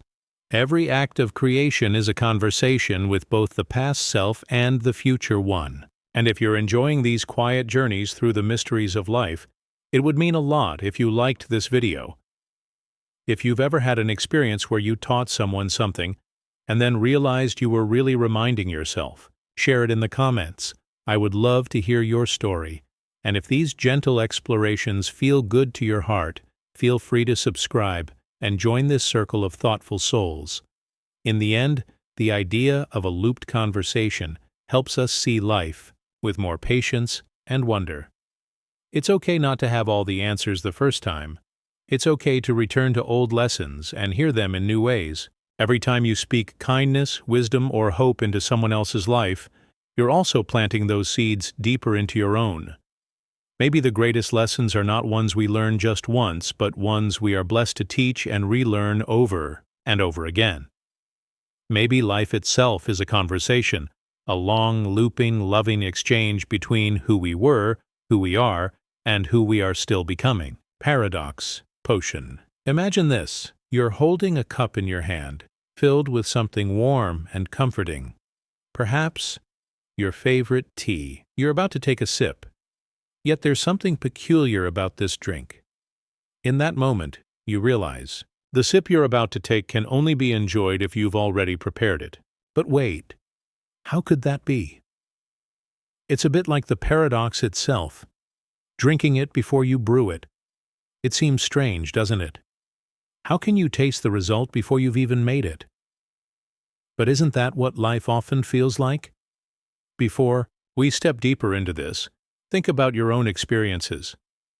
Have you ever had a moment where the answers you were seeking seemed to have already arrived before you'd even asked the question? Or perhaps you found yourself solving a problem you didn't yet realize needed solving.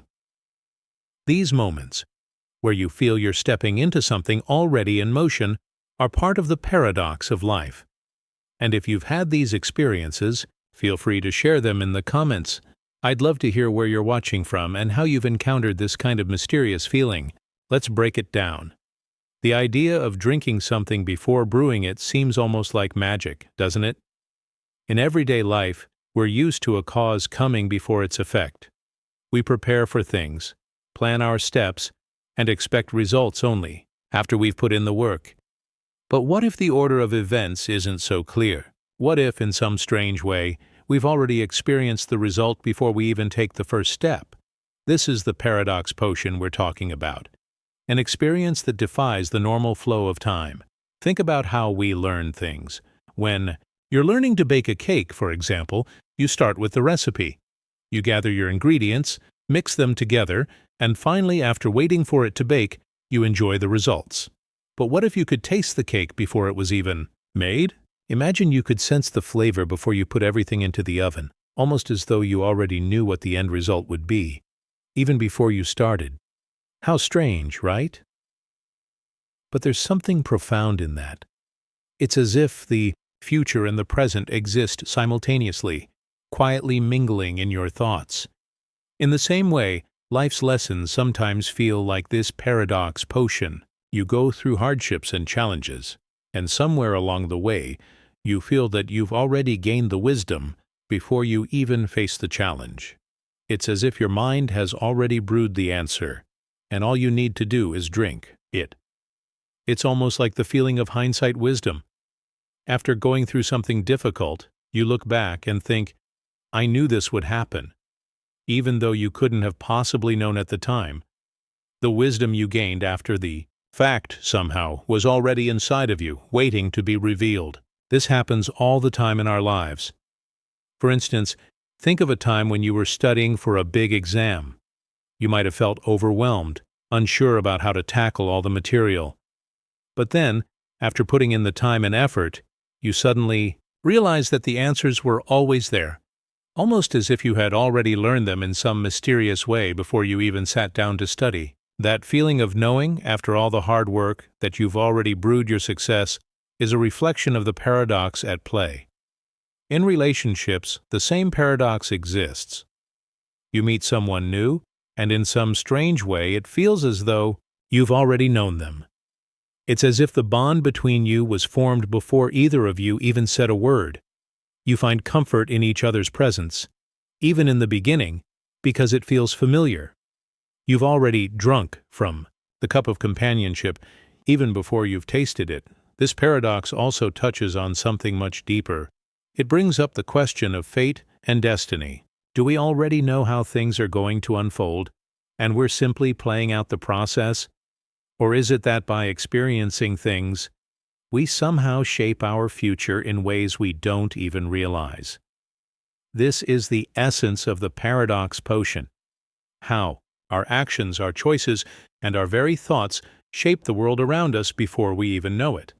The idea that we are simultaneously both drinking and brewing is a beautiful reflection of how our lives are an ongoing, ever-changing cycle of cause and effect. In mental health, the paradox can feel especially poignant. You may struggle with a certain feeling, thought, or fear for a long time, only to realize that you've already learned how to deal with it in the future. It's almost like there's a part of you that has already overcome the battle you're about to fight. You may not know exactly how you'll get through it, but deep down, you know you will, and that knowing comes before the challenge even ends. This deep, intuitive wisdom we carry inside of us is part of the paradox potion, where we drink from the cup of understanding long before we even brew it. This loop between past, present, and future, where knowledge seems to arrive ahead of its time, is not just magical. It's incredibly grounding. It reminds us that we are more connected to the rhythm of life than we may realize. Every experience, every lesson, every conversation is part of this grand brew we're all sipping from. And even when it doesn't make sense, the paradox remains. You are preparing and receiving the same potion at once. The future is inside of you, waiting to be realized. In technology, we're also starting to see this paradox play out in interesting ways. Artificial intelligence, for example, learns from vast amounts of data and uses that information to predict future outcomes. But, in a way, it's as though it already knows the answer before the data is fully processed. It takes in information and spits out results in real time, yet all that data was gathered in the past. This merging of time, where future results are based on past actions, is similar to the paradox of drinking before brewing. The process of learning and prediction loops back on itself, creating a cycle that feels as though it exists outside of linear time. If you've enjoyed diving into this paradox, it would be wonderful if you could like this video. Share your own experiences with me in the comments. Have you ever felt like you knew something before you fully experienced it? I would love to hear your thoughts. And if this kind of gentle, thought-provoking content resonates with you, feel free to subscribe. Let's continue exploring these mysteries together. As we close today's reflection, let's remember that life is often a beautifully mixed brew of past, present, and future. The paradox potion we drink from reminds us that we're always in the process of becoming and unbecoming, of teaching and learning, of drinking and brewing. And even when the steps don't seem clear, we can trust that the cup we hold in our hands, however mysterious, has been carefully crafted by everything that came before. So let's take a sip and embrace the magic of the looped dance between now and what's yet to come. Event horizon? Have you ever had one of those moments when you feel like you're standing at a threshold, a point where everything you know changes in an instant? It's as though time itself splits right in front of you, sending you down two separate paths at once. It feels strange, doesn't it? You can almost feel the shift, a clear boundary between what was and what could be, like crossing some invisible line that will forever alter your journey. This, my friend, is the paradox of the event horizon, a point where time splits, pulling us into the unknown. Think about the moments in your life where you've had to make a choice, a big decision that feels like a turning point. Maybe it was deciding which career path to take, whether to stay in a relationship, or when to move to a new place. In that moment, time feels suspended, and you are acutely aware of how everything could change depending on what you decide. It's as if there's an invisible line before which everything was one way, and after which everything is different. Those moments feel surreal, don't they? Have you ever experienced this sense of crossing into something new, not knowing exactly what's on the other side? I'd love to hear your stories. Feel free to share your experience or where you're tuning in from. It's always interesting to see how others have navigated those times where time itself seems to stretch and split. For example, think about the moment before a major exam. There's a sense of time before that final test, where everything feels like practice, like you're in preparation mode, but the moment you walk into the exam room, time splits. You're no longer just preparing, you are suddenly in the midst of it, and the outcome hinges on everything you've done up to that point. Your choices, your preparation, and even your past actions all converge at that event horizon. Time, in that sense, doesn't move in a straight line. It feels like you're standing at the edge of a moment where the future is both a question and a possibility. There's a sense of crossing over, and once you've stepped into it, there's no going back. Relationships, too, are full of these moments. Think about the first time you confessed your feelings to someone. Maybe it was in a text message or face-to-face. Before you sent it, everything was just a thought, a possibility. But the moment you sent that message, everything changed. You crossed an invisible boundary where everything that happened before it, everything that was uncertain, suddenly became real. You entered a new phase of your connection, and time, in that instance, split. What came after that moment would be different from what came before. This concept of an event horizon isn't limited to huge, life-altering moments like exams or confessions. It can be found in the smaller, quieter moments too. Have you ever woken up in the morning and felt like you were already behind in the day, even though you hadn't done anything yet? Time, in that sense, feels like it's already split, with part of it feeling stretched and slow while the rest rushes forward. Or maybe you've had a day when you didn't even notice the time passing. The hours seem to blur together, as if time has no clear line dividing it.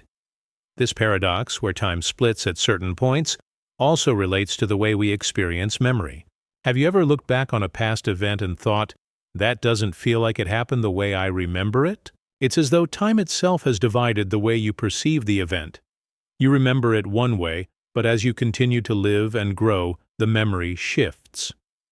You can't go back to the before you cross that mental event horizon, where everything felt different. Once the memory shifts, the past is no longer fixed.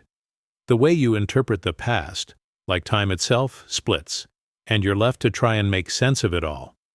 If we look at this paradox on a larger scale, it touches on bigger themes about belief, identity, and how we see the world.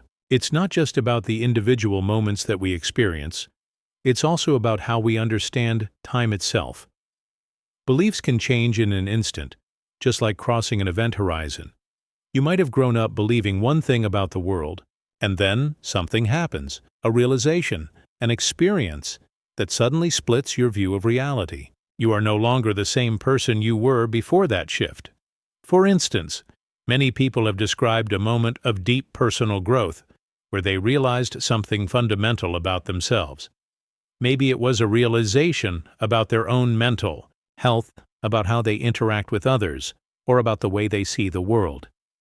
Before that moment, their life felt like it was moving in one direction, but after the realization, everything shifted. Their time, their perception of the future, and their past suddenly split, and they saw everything differently. This split in time, though, isn't just about personal growth.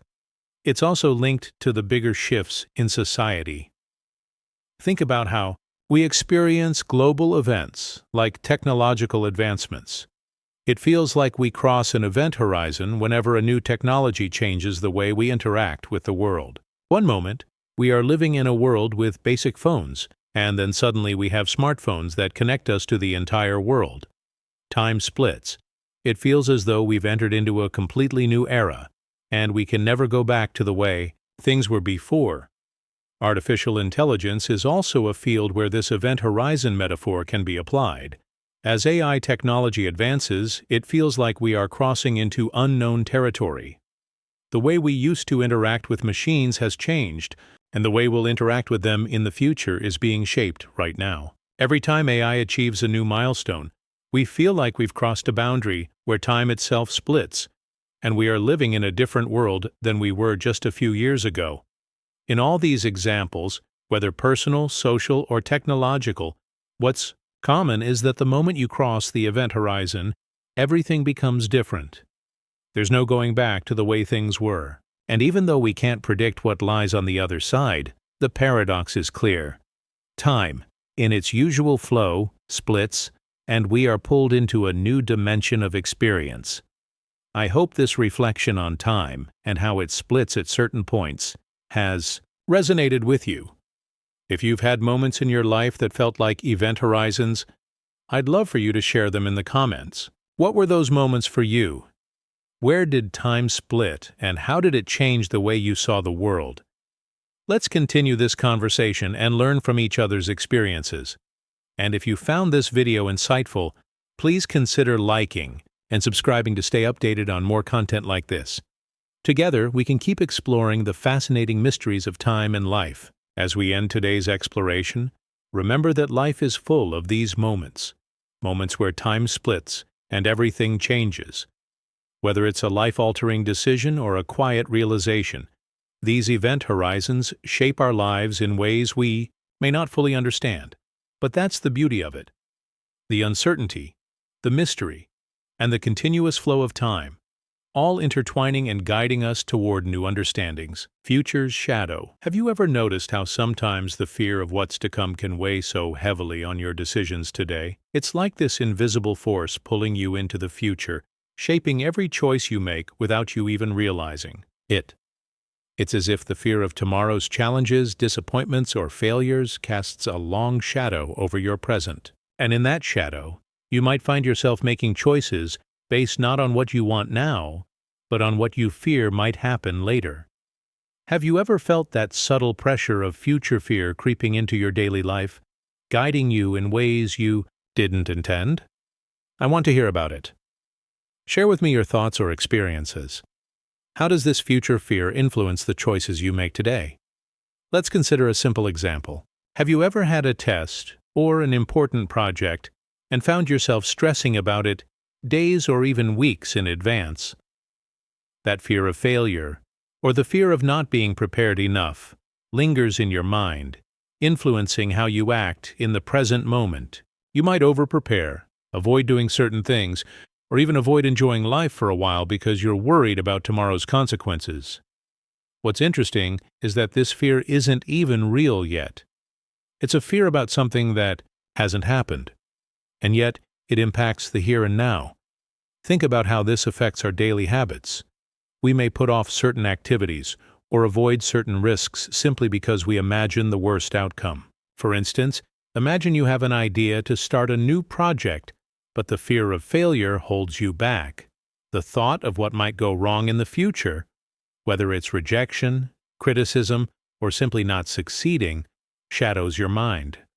So, in an effort to avoid that future fear, you don't even try. In that moment, you've allowed a potential future to control your present. This paradox, how the fear of the future shapes what we do today, can be felt in nearly every aspect of our lives. Think about relationships. Have you ever held back from opening up to someone because you feared they might hurt you in the future? You withhold your feelings, keeping them guarded, worried that letting someone in could lead to disappointment. Even when the present moment is full of love and connection, the fear of what might happen tomorrow can stop you from fully embracing it. You don't let yourself experience the joy of today because you're too worried about the pain of tomorrow. This influence of tomorrow's fears extends beyond personal decisions and affects how we view the world around us. Take, for example, the global uncertainties many people feel about the environment, politics, or health. These fears about what the future might hold, climate change, economic instability, or the rise of new diseases, are tangible concerns that shape how we live today. These worries can influence the way we work, the choices we make about where to live, and even how we treat one another. The shadow of these future fears impacts our decisions in ways we often don't fully understand. Even more intriguing is how our beliefs and mental health are affected by this paradox. When we fear what might happen in the future, we create these mental stories and narratives. We imagine the worst, often in vivid detail. It's as if the shadow of the future reaches into our thoughts, filling us with anxiety, stress, and worry about things that may never happen. Over time, these fears build up, affecting our confidence, our peace of mind, and even how we perceive ourselves. The more we allow these fears to take hold, the more they begin to shape our actions. In many cases, this fear can create a cycle of inaction or avoidance, and the very thing we fear becomes more likely to happen because we are not taking the steps needed to prevent it. But what if we could break free from this? What if we didn't let the future's shadow dominate our choices today? How might we change our approach to life if we could embrace the present without the weight of tomorrow's fear? The paradox here is that, by allowing ourselves to be guided by fear of the future, we often end up limiting our own potential in the present. The fear of what might come causes us to hold back from what could be an extraordinary life right now. We can see this paradox playing out in technology as well. Take artificial intelligence, for instance. There's a lot of fear about AI's potential impact on jobs, privacy, and even human identity. This fear of what AI could mean for the future sometimes makes people resistant to change or hesitant to engage with new technology. Instead of embracing the possibilities and learning how to adapt, they hold back because of the fear of what might happen down the line. And yet, this fear can blind us to the opportunities that are available today. Opportunities to innovate, grow, and shape the future in positive ways. Perhaps one of the most powerful examples of this paradox is seen in how we approach our own personal growth. You may have dreams and ambitions, but the fear of failing or not succeeding in the future can make you hesitate. What if you fail? What if you don't achieve what you hope for? That fear holds you back, keeping you from taking action in the present. You can't experience the joy of pursuing something new because you're too worried about the possibility of failure in the future. But by giving into that fear, you're allowing a future that hasn't happened yet to control your decisions today. As we begin to reflect on how the fear of tomorrow shapes today's choices, it's important to consider how we can start to change our perspective. The first step is to recognize that these fears, while real in their own way, are often based on imagined scenarios. Tomorrow's fear is just that, a fear about something that may never come to pass. By acknowledging that, we can begin to make choices that are less influenced by what might happen and more focused on what we can control in the present moment. You can start by reminding yourself that the present is all you truly have. The future will unfold on its own, and while it's wise to plan, it's also essential to make sure that the fear of what might happen doesn't paralyze you. Embrace today, take action in the now, and give yourself permission to live fully without being weighed down by what may never come to pass. If you've found yourself held back by the shadow of tomorrow's fear, I encourage you to share your experiences with us in the comments. How do you navigate the fears of the future that shape your present? Together, we can explore how to overcome these fears and make choices that are true to who we are, not based on what we fear might happen. And if you've enjoyed this video and find value in these reflections, please like and subscribe to join our community. Let's continue to reflect, grow, and embrace the present together. In the end, we must learn to live in the present without letting the future's fear hold us hostage. The choices we make today can shape the life we experience tomorrow. So why not choose to embrace the now, free from the shadow of fear, and walk forward with courage into whatever the future may bring? Temporal echo. Imagine shouting into an empty canyon, your voice bouncing back at you before the words even leave your mouth. It's a strange thought, isn't it? The echo arrives before you've had the chance to speak. How could that even happen?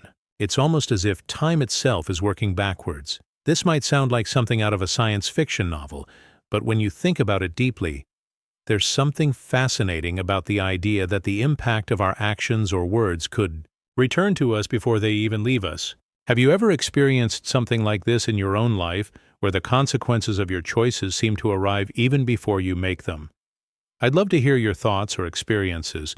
Share with us where you're from and how this idea resonates with you. Let's take a simple example that we can all relate to. Have you ever had a moment in a conversation where you say something and immediately after you realize it was the wrong thing to say? It's as if the consequences of your words are felt instantly, even though they just left your mouth. The reaction, whether it's someone's disappointed look or a shift in the tone of the conversation, feels like it came before the words. It's almost as if the words themselves are delayed, and the echo of their impact already surrounds you, causing you to feel regret or a shift in the energy of the moment. In those instances, it feels like you've been warned before you even made the mistake. The echo of your own words coming back to you faster than you can respond. Now, think about how this happens in bigger moments of life. Sometimes we make decisions that feel like they've already been shaped by the future, as though our choices are somehow influenced by outcomes we haven't even reached yet. For example, imagine preparing for an exam. You've studied hard, but as you sit down to take the test, there's a feeling that the results are already predetermined in some way, even before you've answered the first question. The stress and pressure of the outcome can almost feel like they've already arrived before the test is even completed. The future consequences of your actions feel like they're echoing back to you, influencing your present state of mind. In relationships, this paradox plays out too. You may have a moment where you feel like your actions or words have already been judged by the other person before they've even had a chance to react. Maybe you've experienced a moment where you're speaking to someone, but the fear of how they'll respond clouds your ability to fully engage. It's as if their reaction is already in the air before you've even shared your thoughts. In this way, it feels like the echo of future judgment is guiding your actions, causing you to second-guess yourself even before you speak. This idea of temporal echo extends even further when we look at the way our decisions affect our mental health. Anxiety, for instance, often works in a similar way. The fear of what might happen tomorrow can feel like it has already arrived, creating a sense of dread in the present. It's as though your future self has already experienced the worst outcome, and the emotional echo of that future experience reverberates through your mind before you even encounter the situation. This constant tension between the present moment and future anxiety can create a loop where you feel the weight of your choices before they've even been made. Think about how this paradox also influences our beliefs. We are often shaped by the past, yet our view of the future can be influenced by how we perceive the present.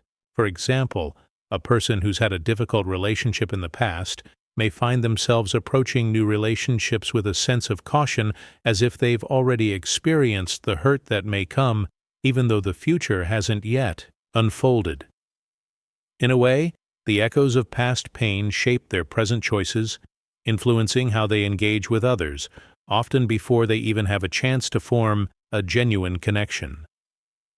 It's also interesting to consider how technology plays into this paradox. With advancements in artificial intelligence and the speed of information, we are often faced with situations where we know the outcomes of certain choices almost immediately. For instance, think about how quickly an algorithm can predict your preferences and make recommendations. In a sense, the system is responding to you before you've even fully articulated what you want. This can feel like the future, what you're about to choose, has already been set in motion. The echo of your potential actions precedes your own decision-making process. This concept also touches on how we experience time in general. Time is linear, or so we believe, yet our perception of it is often distorted by our own feelings, thoughts, and experiences. When you feel the weight of an impending decision, it can seem like the consequences are already unfolding, even though you haven't made that choice yet.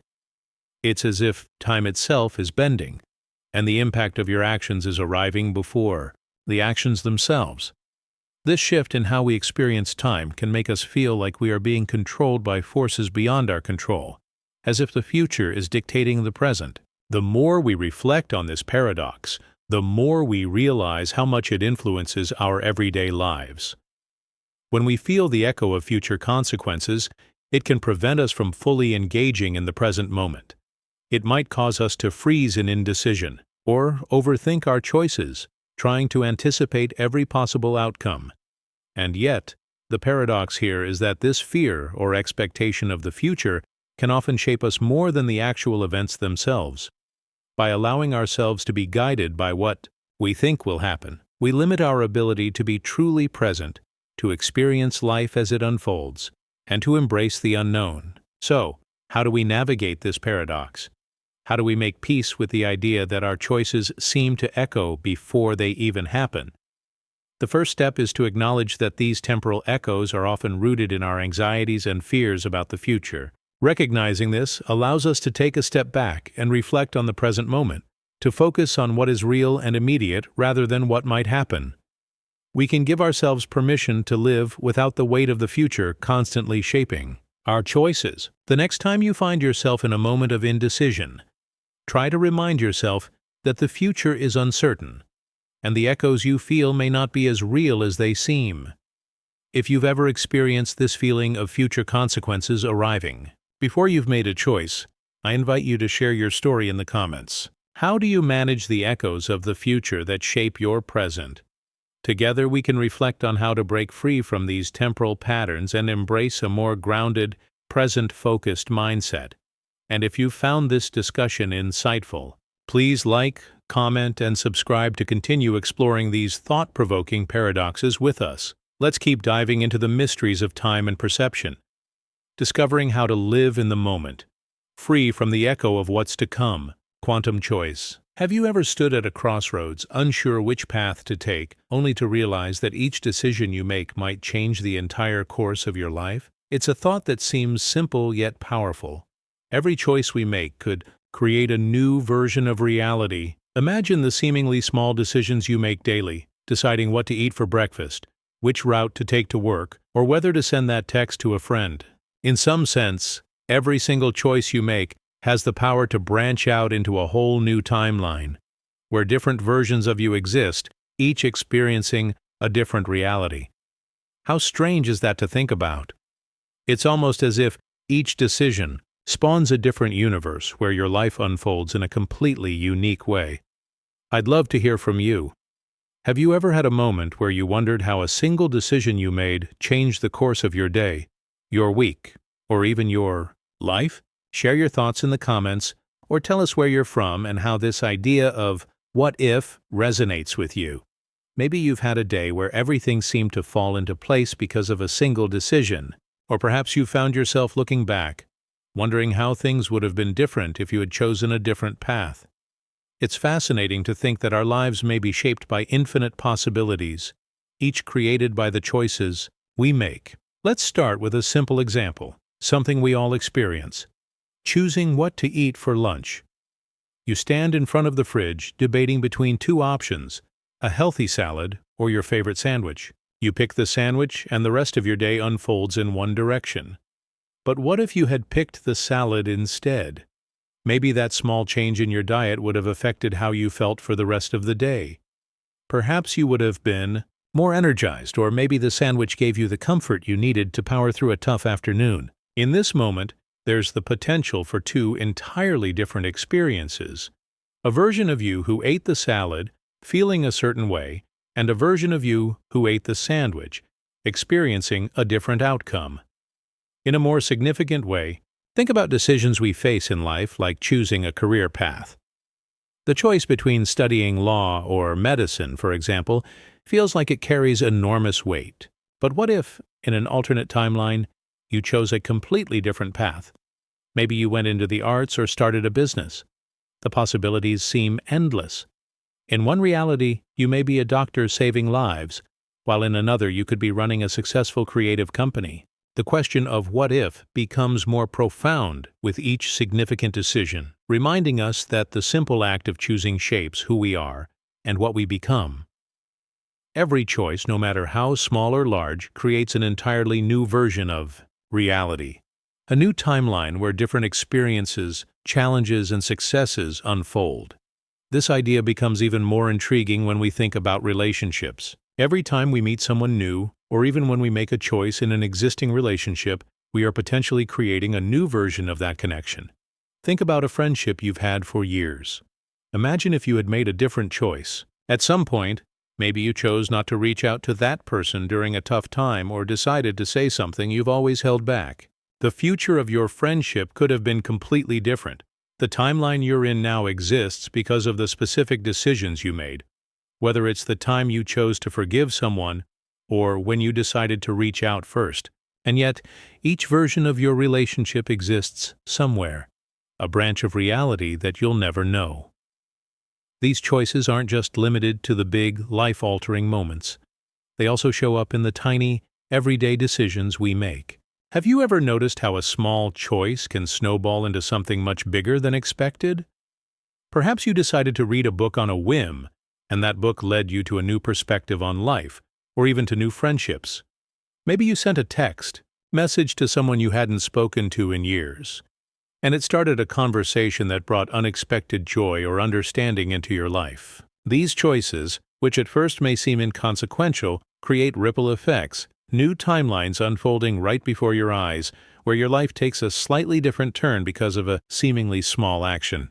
This paradox touches on a much deeper level of how we view reality. It forces us to reflect on our decisions and how we are constantly shaping our future selves. Our sense of control over the present moment can feel uncertain because of the infinite number of outcomes that exist for each of us, based on the smallest decisions. Every choice we make isn't just about the now. It's about the branching paths that lay ahead. It's not just about the sandwich or the salad. It's about the future that each option holds. When we apply this thinking to belief systems, the paradox becomes even more fascinating. What if your current beliefs about life, about the world, are shaped by decisions you made in the past? Decisions that could have gone in so many different directions. How many different versions of yourself exist based on all the choices you've made up until now? It's possible that in another timeline, a different version of you believes something completely different or has taken a completely different path in life. This is especially relevant in today's world, where our choices are influenced by so many factors: social media, family, culture, and our own personal experiences. Every time we engage with the world, we are creating a new timeline, which affects the way we think and feel. The stories we tell ourselves, the beliefs we hold, are all shaped by the choices we make, consciously or unconsciously, every single day. This paradox also brings us to an interesting place when we think about the concept of time. Time, as we understand it, is linear, moving forward, one moment after another. But if every choice we make spawns a new timeline, then time, in a way, may be more fluid than we've imagined. Each decision opens up a new version of time, with different experiences unfolding in parallel universes that we will never fully experience. The idea of infinite timelines makes us wonder how much control we actually have over our fate. Are we merely passengers on a ride, experiencing the unfolding of different versions of ourselves? Or are we truly in control of the timeline we're creating, one decision at a time? The paradox of quantum choice forces us to reckon with the mystery of existence. It calls us to consider how every action, big or small, ripples through time and shapes the universe in ways we may never fully comprehend. What we see as a single choice in the present may be the beginning of a timeline that stretches far into the future with its own set of consequences. The more we think about it, the more we realize that we are always at the center of a constantly branching universe, with each choice we make creating a new reality, a new version of ourselves, and a new timeline. So the next time you find yourself at a crossroads, whether it's deciding what to have for dinner or making a more significant life decision, take a moment to pause and reflect. You're not just choosing what to eat or where to go, you're creating a new timeline, a new path that will unfold with its own set of experiences, challenges, and opportunities. Embrace the power of choice, knowing that with each decision, you're helping to shape the future in ways you might not even fully understand yet. If this idea of infinite possibilities and branching timelines resonates with you, I'd love to hear your thoughts in the comments below. Have you ever made a choice that led you down a path you didn't expect? What do you think about the decisions you make and their impact on your future? Share your experiences with us, and let's keep the conversation going. If you enjoyed this exploration into the mystery of choice and time, don't forget to like, comment, and subscribe for more thought-provoking discussions. Together, let's dive deeper into these paradoxes and discover the wonders of the universe that lie within every decision we make. Age reversal. Have you ever wished you could turn back the clock? Imagine if the key to reversing age wasn't about using fancy creams, special treatments, or technology. What if the secret was actually in the way we move through time? Picture this. You're walking through life, getting older each day, but there's a mysterious path that, when followed, could make you feel younger, not in your body, but in your soul. Stepping backward in time, not physically, but mentally, emotionally, or even in the way you think, could somehow take years off your life experience. Strange, isn't it? To think that by retracing your steps, you might find a way to regain something you thought was lost: youth, vitality, or a sense of wonder. It's almost as if growing younger doesn't require finding the right answer but asking the right questions. I'm curious, Has there ever been a moment in your life when looking back at an earlier version of yourself made you feel more connected to who you are today? Maybe you have a memory from childhood or a younger age that makes you smile, remembering the joy or curiosity you once felt. Or perhaps there's a certain moment in your life when you learned something that stayed with you. What if I told you that in those moments you are closer to your youthful spirit than you realize? I'd love to hear your thoughts. How do you think our past shapes our present selves? Does it ever feel like the more you understand where you've been, the more it shapes who you're becoming? Feel free to share your experience or thoughts with me. Let's explore this idea together. We often associate growing older with physical changes, wrinkles, gray hair, and maybe even the occasional creaky knee. But the paradox of age reversal suggests that the true key to feeling younger is not about avoiding these changes, but about reconnecting with the simplicity and perspective of your earlier years. Have you ever noticed how a child's perspective of the world is filled with endless curiosity? They are constantly learning, absorbing, and experiencing life with fresh eyes. In many ways, growing older often brings more complexity and responsibility, but it also tends to bring with it the feeling of losing that innocence or excitement for life. What if the way to age backward wasn't to resist these changes, but instead to embrace a mindset that allows you to experience life more fully, more simply, just like when you were younger? Let's take a closer look at how we can grow younger, not in our bodies, but in our minds. Imagine how a child sees the world. Everything is new, exciting, and full of possibility. Their sense of time doesn't feel as heavy, and each moment is filled with discovery. Now think about how you approach life as an adult. Many of us start to become more cautious, more concerned about what others think, and less open to new experiences. The more we know, the more we tend to overthink. It's as if, the more years we live, the harder it becomes to see life through that lens of wonder and openness. But what if, to grow younger, we had to step backward and recapture that mindset? Imagine taking a moment each day to allow yourself to experience the world without judgment, without expectation. To be present in the moment, the way you might have been when you were a child, before the world told you how to see things. Think about the last time you experienced something for the first time. Maybe it was a trip to a new place, trying a new hobby, or simply seeing something familiar in a different light. That feeling of novelty, that excitement, is often what we associate with youth. And as we get older, we may find ourselves less open to those first-time experiences. But if we were to step backward, in a sense, and allow ourselves to approach life with a sense of curiosity, we could find that the feeling of being young comes not from avoiding aging, but from allowing ourselves to explore and embrace new experiences. It's as if the secret to reversing age isn't in the way we look, but in the way we see the world. Another way to think about age reversal is through the concept of emotional well-being. As children, we tend to wear our emotions on our sleeves. When we're happy, we laugh. When we're sad, we cry. But as we grow older, we often learn to suppress or hide our feelings, especially in public.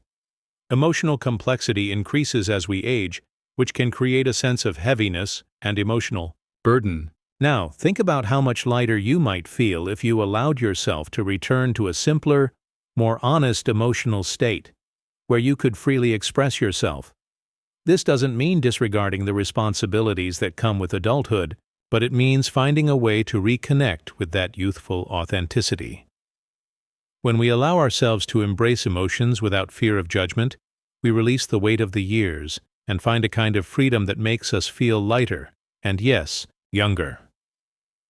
In relationships, this paradox also plays out. When you were younger, your relationships were likely full of spontaneity and excitement. Maybe you had more time to play, more time to dream, and less concern for how things might go wrong. But as you get older, relationships often become more complex and laden with expectations. What if to grow younger in your relationships, you simply allowed yourself to be more spontaneous, to take the pressure off and to return to that playful, open-hearted connection that defined younger years? It's not about avoiding responsibilities or pretending things are simple, but about rediscovering the joy and lightness in the connections you make. The idea of age reversal also invites us to look at the way we approach our personal growth. As we get older, we tend to accumulate experiences, knowledge, and wisdom. While this is undoubtedly valuable, it can sometimes make us more rigid in our thinking. But by stepping back, we could take a more youthful approach to personal growth. We might find that the path to becoming the best version of ourselves isn't about gathering more information, but about letting go of the things that no longer serve us. It's about returning to the open-mindedness and flexibility we had when we were younger, allowing ourselves to adapt and learn without being burdened by the past. What if, then, the key to growing younger isn't about trying to turn back the clock physically, but about shifting our mindset? By looking back at the simplicity, curiosity, and emotional freedom we once had, we can begin to recapture the essence of youth. This isn't about rejecting maturity or the wisdom that comes with age. Instead, it's about reconnecting with the parts of ourselves that are timeless, the parts that see the world with wonder, embrace emotions fully, and approach life with an open heart. As you reflect on this idea, I'd love to hear how it resonates with you. Have you ever felt younger? Not because of the way you look, but because of the way you see the world. When was the last time you allowed yourself to experience life with that childlike wonder? Share your thoughts in the comments below. Let's talk about how we can all find ways to step back and grow younger in the most meaningful ways. If this video sparked something for you, please don't forget to like, comment, and subscribe. Let's continue exploring the ways we can embrace both the wisdom of age and the freshness of youth in our daily lives. Temporal theft. Have you ever been so caught up in a moment that you wanted to freeze time just to hold on to it a little longer? It might have been a sunset, a moment of joy with family, or even a quiet evening that felt perfect. But the surprising part is this. When we try to steal these precious moments, when we focus too much on holding on to them, we may unknowingly lose the very memories we wanted to preserve. It's almost as if trying to capture the moment too desperately takes it away from us. Does this sound familiar to you? How many times have you looked at your phone, ready to snap a picture, only to find that the magic of the moment fades as soon as you do? Or perhaps you've been so focused on the perfect way to experience something that you missed the feeling of being truly present. This paradox of temporal theft is something many of us experience. The more we try to hold on to time, the faster it slips away. I'd love to hear your thoughts.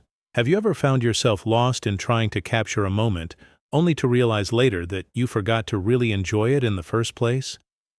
Maybe you've had a special experience, but when you look back, it feels distant, like the memory has somehow faded. Let me know in the comments. I'd love to hear how you've experienced this. Think about a time in your life when you were fully immersed in an experience, whether it was a childhood moment, a family event, or even a personal achievement. Perhaps at the time, you didn't even think about capturing it because you were simply living it. These moments often stand out in our memories the clearest, even without a photo or video. It's like our mind stores these moments in a way that makes them feel timeless without needing to hold on to them. But as we get older, we often start to feel the urge to capture every special moment. We feel that if we don't take a picture or record it somehow, it might slip away forever. We begin to believe that the moment can only be real if it's preserved in time. However, the strange thing is that, in our attempt to preserve the moment, we may actually be stealing it. The act of trying to hold on to something can pull us out of the experience itself. Have you ever been in a situation where you were so focused on getting the perfect photo that you missed out on the joy of simply being there? This paradox touches every part of our lives. In the digital age, we constantly try to freeze time with our phones, capturing images of the best moments. But by doing so, we lose something. The feeling of being fully present, the sensation of time flowing around us without the pressure to preserve it. This idea of temporal theft isn't limited to just special occasions or big events. It can also apply to smaller, everyday moments. Think about the last time you had a simple conversation with someone.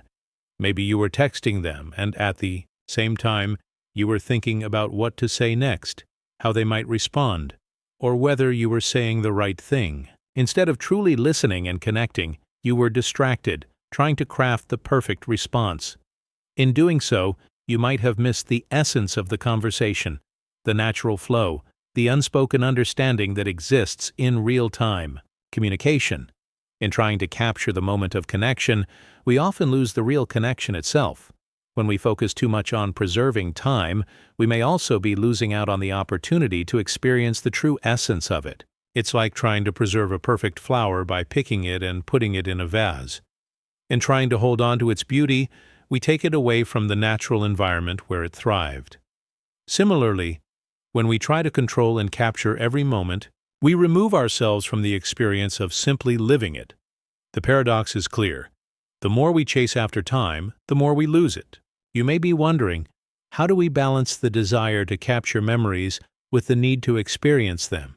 It all comes down to perspective. Instead of focusing on capturing every single moment, what if we shifted our focus to simply living in the moment? Imagine being at a family gathering, not concerned with getting the perfect picture, but just soaking in the laughter, the shared stories, and the warmth of being with the people you love. These moments, the ones where you're truly present, are the ones that stay with you far longer than any photo could. They're the memories that linger, not because they were captured in a moment, but because they were felt deeply. In fact, some of the most powerful memories we have are the ones that don't need any external reminders. You might remember a quiet afternoon with a loved one, even without a picture of the moment.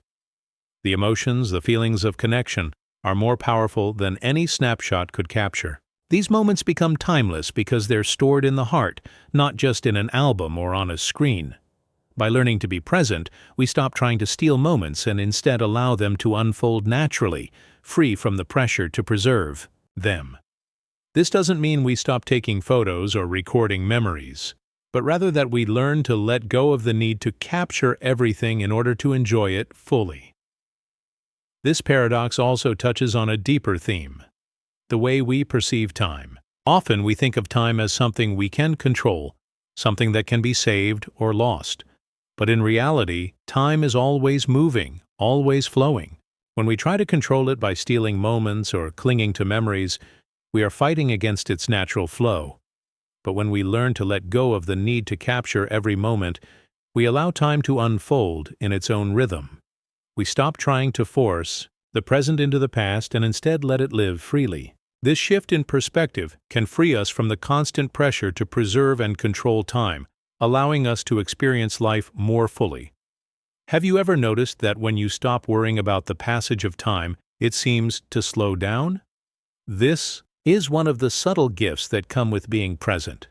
When we stop thinking about how we can save a moment for later, we can experience it more deeply in the now. The paradox is this: the more we try to control time, the faster it slips through our fingers. But when we stop trying to hold on, we find that time becomes richer, more meaningful, and more alive. As you reflect on this idea, I'd love to hear your thoughts. How do you balance the desire to capture moments with the need to be present in them? Have you ever experienced the feeling of temporal theft, where you tried to hold on to a moment and lost it in the process? Let's talk about how we can all embrace the natural flow of time and learn to experience life as it comes, without the need to steal from it. If this video resonated with you, please don't forget to like, comment, and subscribe. Let's continue exploring these paradoxes and finding ways to live more fully in the present moment. Looped rescue. Imagine a moment where you find yourself in a tough spot, maybe facing a challenge that seems too big to overcome. Perhaps it's an exam you're unprepared for, a relationship that's falling apart, or a personal goal that feels out of reach. You're stuck, and the situation looks bleak. But then, something unexpected happens. You dig deep, find strength within yourself, and somehow you get through it. You feel the weight lift, the tension ease, and for a while, everything seems right again. But then life throws you another challenge, and you find yourself in a similar position once more. You pull yourself out again, just like the last time. This cycle repeats, again and again, with you always coming to your own rescue. How many times have you found yourself in a situation where, despite all the odds, you managed to pick yourself up and keep going? It can be surprising, almost like a pattern. Each time you face hardship, it feels like you're reliving a previous moment. Maybe it's not exactly the same, but the way you find your strength seems oddly familiar. Almost like you've done it before. It's a strange feeling, isn't it? That sense of being both the person who is struggling and the one who saves themselves. If you've ever felt this way, I'd love to hear your thoughts. Do you feel like you've saved yourself over and over again? Almost as if you're stuck in a loop? Maybe share an experience where you overcame something that felt impossible, only to face something similar again. Let's talk about how these loops show up in our lives. We all go through periods in life where things don't go according to plan. These times are tough, but they can also teach us something valuable. One of the most interesting things is how we often find ourselves rescuing ourselves from these situations, time and time again. Think about it. Every time we face difficulty, we find ways to adapt, to learn, and to grow stronger. We build resilience, even if it doesn't feel that way at the moment. It's as if each time we face hardship, we're being given another chance to refine ourselves, to improve the way we handle challenges. And when we think we're at our lowest point, we somehow find the strength to rise again. This paradox, the idea of looped rescue, suggests something deeper about the human experience. It's as if we are stuck in a cycle of growth, where we continually face challenges, only to save ourselves, and then face another one, only to save ourselves again. It's a pattern that repeats, but each time we emerge stronger, more capable, more aware of what we are capable of. The funny thing is, though, we often don't realize that we've been saving ourselves until we're on the other side of the challenge. It's like the moments when you look back at a difficult period and you think, how did I even get through that? But somehow you did. It's in these moments that we see how much we've grown. Think about the last time you were stressed about something, an important decision, a tough conversation, or something else weighing on your mind. In the middle of the stress, it felt impossible to see a way forward, didn't it? But then somehow you found the clarity to make it through. You navigated that challenge, even if it didn't seem like you could. This is the essence of the looped rescue. No matter how many times life presents us with new challenges, we find a way to meet them, often without realizing just how capable we are. But what if the loop is not just about surviving hardship? What if it's also about discovering deeper truths about who we are, what we value, and what we're truly capable of? In a sense, these recurring loops offer us opportunities to know ourselves better. The more we face, the more we understand our own strengths and weaknesses. We learn how to react to stress, how to manage our emotions, and how to tap into our inner resources when we need them most. We realize that we are not just victims of our circumstances, but active participants in the process of overcoming them. Every time we rescue ourselves, we become more attuned to our own resilience. For example, think about how people handle personal setbacks. Maybe you've faced a setback at work or school where you felt like you weren't going to make it. At first, the challenge may have seemed overwhelming, but once you started working through it, you found that you could manage the pressure. And the next time a similar challenge came around, you handled it even better. It's almost as if each setback adds another layer to your ability to cope. Each time you save yourself, you learn something new about how to tackle life's curveballs. The looped rescue paradox can also be applied to our relationships. Have you ever been in a situation where a relationship seemed to be falling apart, only to later find that you were able to repair it?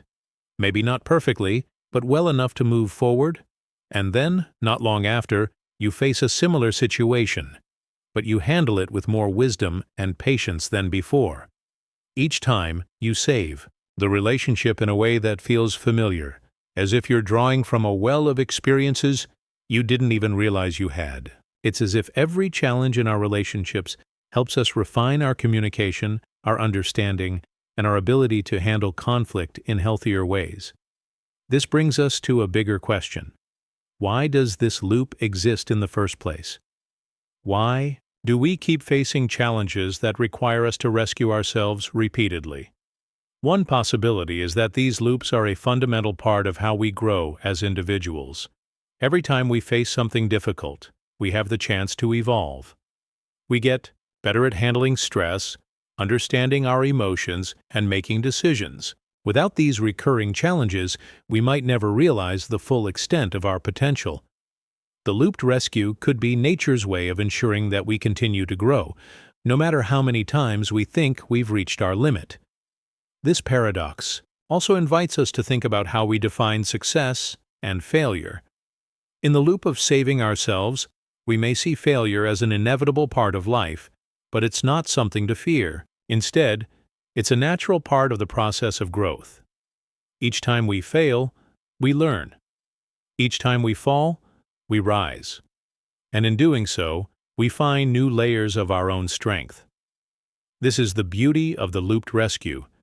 It teaches us that resilience is not about avoiding challenges, but about learning how to face them again and again, and emerging stronger every time.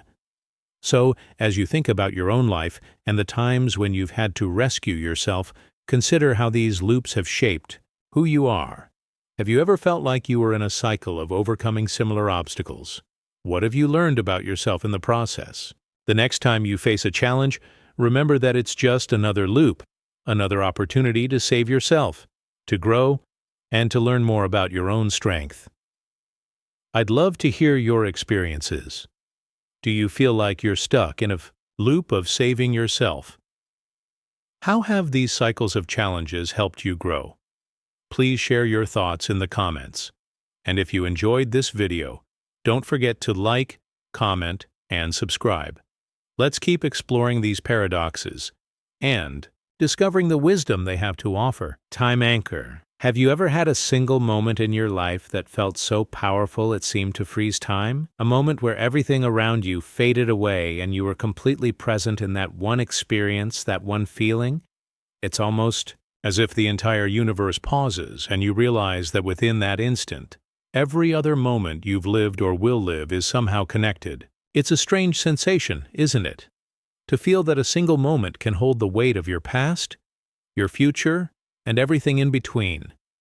I want you to think about a moment like that, one that stands out for you, where time felt different, almost as if it stood still. Perhaps it was the first time you saw a loved one after a long period apart, or maybe it was a quiet moment of personal triumph that only you truly understood. Time can be such a mysterious concept. We talk about it constantly, and yet it's something we often struggle to grasp fully. It moves forward relentlessly, a constant stream that we can't control. And yet, there are these strange moments, when time feels like it's not moving at all, or when one moment seems to carry the weight of everything else. This idea, this paradox, is what we can call the time anchor. In a way, one moment in time can act as an anchor, holding all others in place. Everything that's happened in your life, and everything that will happen, can feel contained within the scope of that one instance. The past, the present, and the future can merge into something bigger than just a series of separate events. I'd love to hear from you. Have you ever experienced a moment that felt timeless? A moment where you felt completely anchored in the present? Maybe you felt the weight of everything that had come before, or perhaps you felt a sense of connection to the future in a way that was unexpected. Please share your experience in the comments. Let's explore this together and see how we all experience these anchors of time in different ways. Consider how we often think about time in terms of linear progression. We look at our past as a collection of memories, and we think about the future as something ahead of us, just out of reach. We often imagine time as this unyielding force, pulling us forward, never allowing us to go back. But what if, in truth, time isn't just a line? What if it's something more fluid, something that can hold multiple layers of experience all at once? What if every single moment we live contains the potential for everything that has happened and everything that's to come? This is the essence of the time anchor, the idea that one moment can be so profound, so meaningful, that it holds everything else in it. Think about a significant event in your life, Maybe it was a quiet conversation that changed your perspective, or a sudden realization that shifted your way of thinking. At the time, you might not have recognized it as a pivotal moment, but looking back, you see how it shaped everything that followed. This is the paradox of time. The moment you thought was just another passing event turns out to be the one that defines the direction of your life. It's like standing at the base of a mountain, looking up at its towering peak, and realizing that the path you're about to take was laid down by every single step you've taken up until now. That one moment, that single point in time, becomes the anchor that holds the rest of your life together. This is how we often perceive significant moments in our personal lives. Think about the last time you achieved something important. Maybe it was a big goal, or perhaps it was something smaller, but it felt like a breakthrough. When you achieved that goal, it was like the culmination of everything you'd worked for. You may have been unaware at the time, but that one success held every lesson, every failure, and every step you took before it. It's as if that moment in time has the power to bring everything together, making sense of all the efforts you put in, all the challenges you overcame. The time anchor doesn't just show up in moments of triumph, though. It also appears in our most difficult times. Have you ever gone through something that seemed impossible, something that made you feel like you were at your breaking point? But then, somehow, you made it through. That single moment when you decided to keep going, when you chose not to give up, can serve as an anchor for everything else that follows. In the midst of hardship, there's a lesson. The paradox is that these moments, when we feel the most lost or hopeless, are often the ones that shape who we become. They hold the power to shift the direction of our lives, just as much as moments of success do.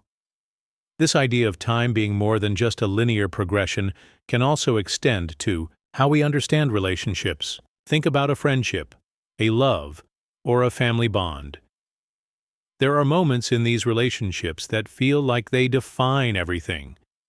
Perhaps it's the first time you met someone, or a quiet moment shared between you and a loved one. These moments, though seemingly small in the grand scheme of things, become anchors in your relationship. They hold the past, the present, and the future of that connection. In a sense, every interaction you have with that person adds weight to that anchor, solidifying your bond and shaping your future together. When we zoom out and think about the bigger picture, this paradox of time anchors also influences how we view our lives as a whole. If one moment can hold the essence of everything, then every choice we make becomes significant. Each action, each decision, could be the one that anchors the rest of our journey. It's a humbling thought, isn't it, that every little choice we make could be the one that shapes the future, even when we're not aware of it at the time. This is why our decisions matter, even when they seem insignificant. The moment you choose kindness, or you choose to forgive, or you choose to take a leap of faith, could be the moment that holds all other moments in place. It's important to reflect on this paradox because it challenges the way we think about time. We often rush through life, always chasing the next thing, the next milestone, the next experience. But if we stop and truly look at the present, we might find that this moment is just as significant as any other. It may be the anchor that holds everything together, even if we don't fully understand its importance yet.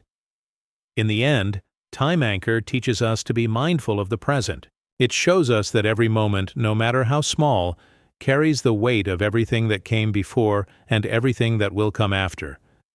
And perhaps the most profound lesson of all is that we are constantly creating anchors of time, moments that define us, moments that hold the essence of our journey. I'd love to hear your thoughts on this paradox.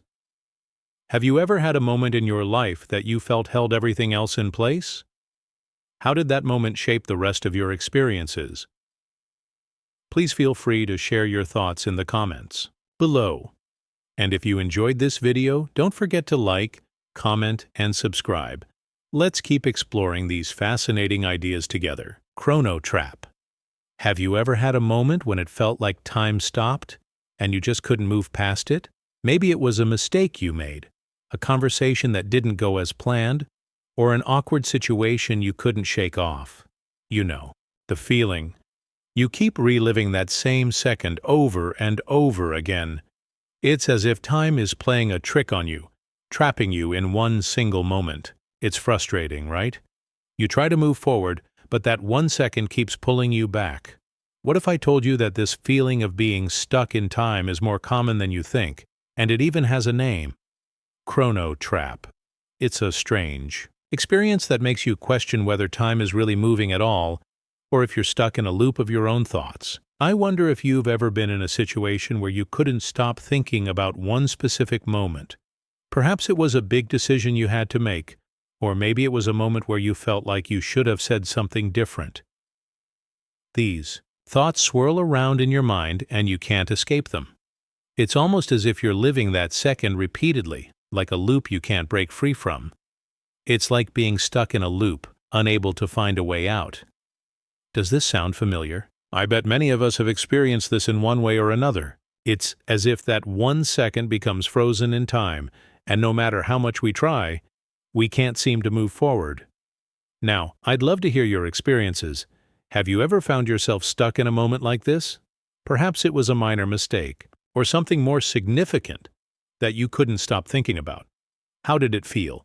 And how did you eventually move on? Sharing your experience in the comments will not only help you reflect on it, but also help others who may have felt the same way.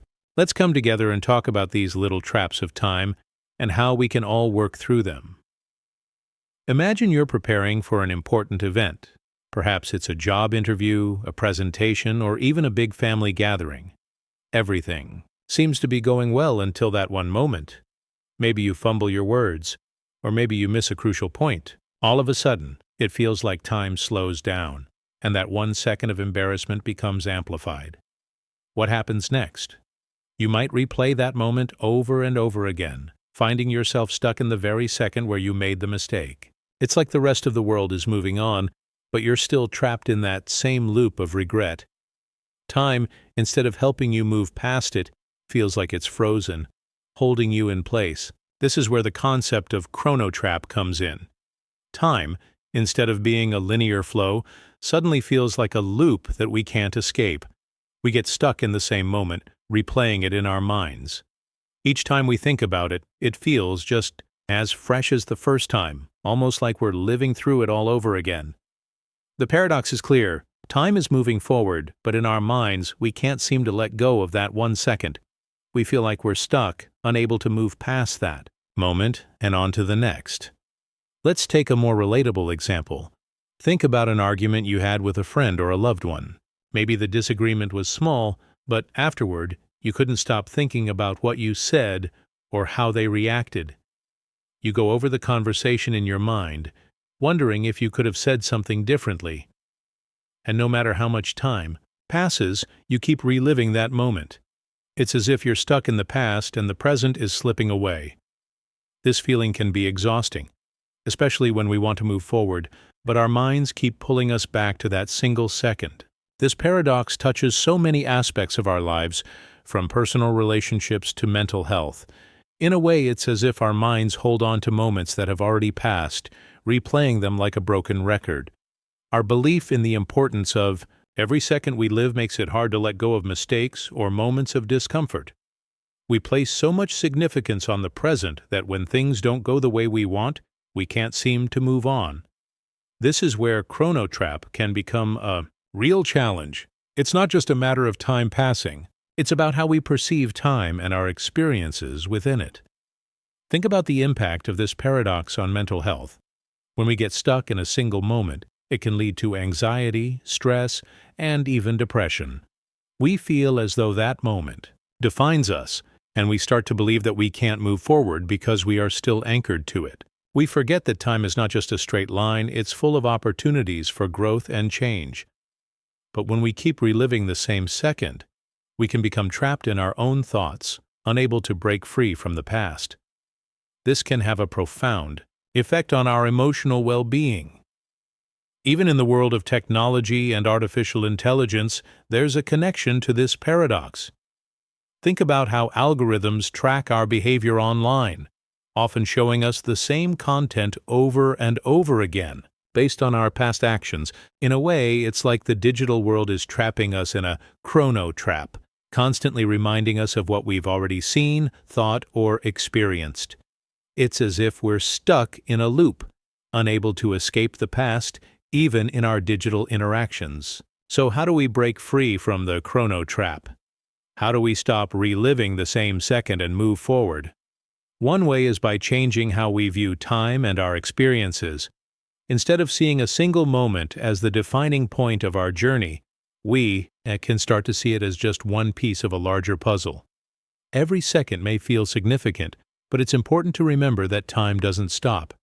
It keeps moving, and with every moment that passes, we have the opportunity to grow, learn, and move forward. Another way to break free is by practicing mindfulness. When we focus on the present moment and let go of the need to replay past experiences, we free ourselves from the trap of time. We can learn to accept that mistakes happen, and they don't define us. By shifting our focus to the present, we allow ourselves to embrace new moments, new opportunities, and new beginnings. It's a way of freeing ourselves from the grip of the chrono trap. In the end, the paradox of being stuck in the same second is something we all experience in different ways. But by recognizing this feeling and understanding that it's part of the way our minds process time, we can begin to let go of the past and move forward with a sense of peace. Time will continue to pass, and with it, we'll have countless new moments to experience. The key is to allow ourselves to move through them without being held captive by the ones that came before. If this resonates with you, I'd love to hear your thoughts and experiences. Have you ever felt trapped in a moment like this? How did you break free, or how are you learning to let go? Feel free to share in the comments below. And don't forget to like, comment, and subscribe for more thought-provoking content. Let's keep the conversation going and explore more of these fascinating paradoxes together. Future-proof. What if I told you that the secret to securing the future isn't about changing everything around you, but rather leaving things exactly as they are? You might think that sounds strange, even impossible. After all, we live in a world that constantly demands change. Whether it's technology, relationships, or personal growth, we're told that the only way to improve is by changing something.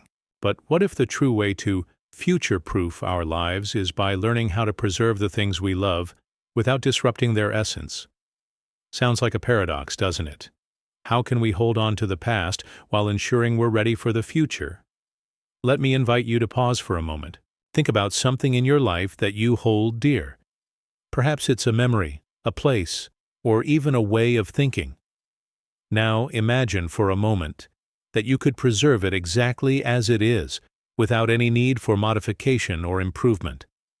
Does it sound like something that's not possible? After all, we're constantly told to innovate, adapt, and evolve. Yet, there's a strange beauty in the idea that by preserving something exactly as it is, we might be making sure it lasts for the future. Now, I want to hear your thoughts. Have you ever felt like something in your life was so precious that you didn't want to change it? Maybe it was a family tradition, a favorite memory, or a cherished routine. How did you feel about the possibility of losing that thing to time or change? I'd love for you to share your thoughts in the comments.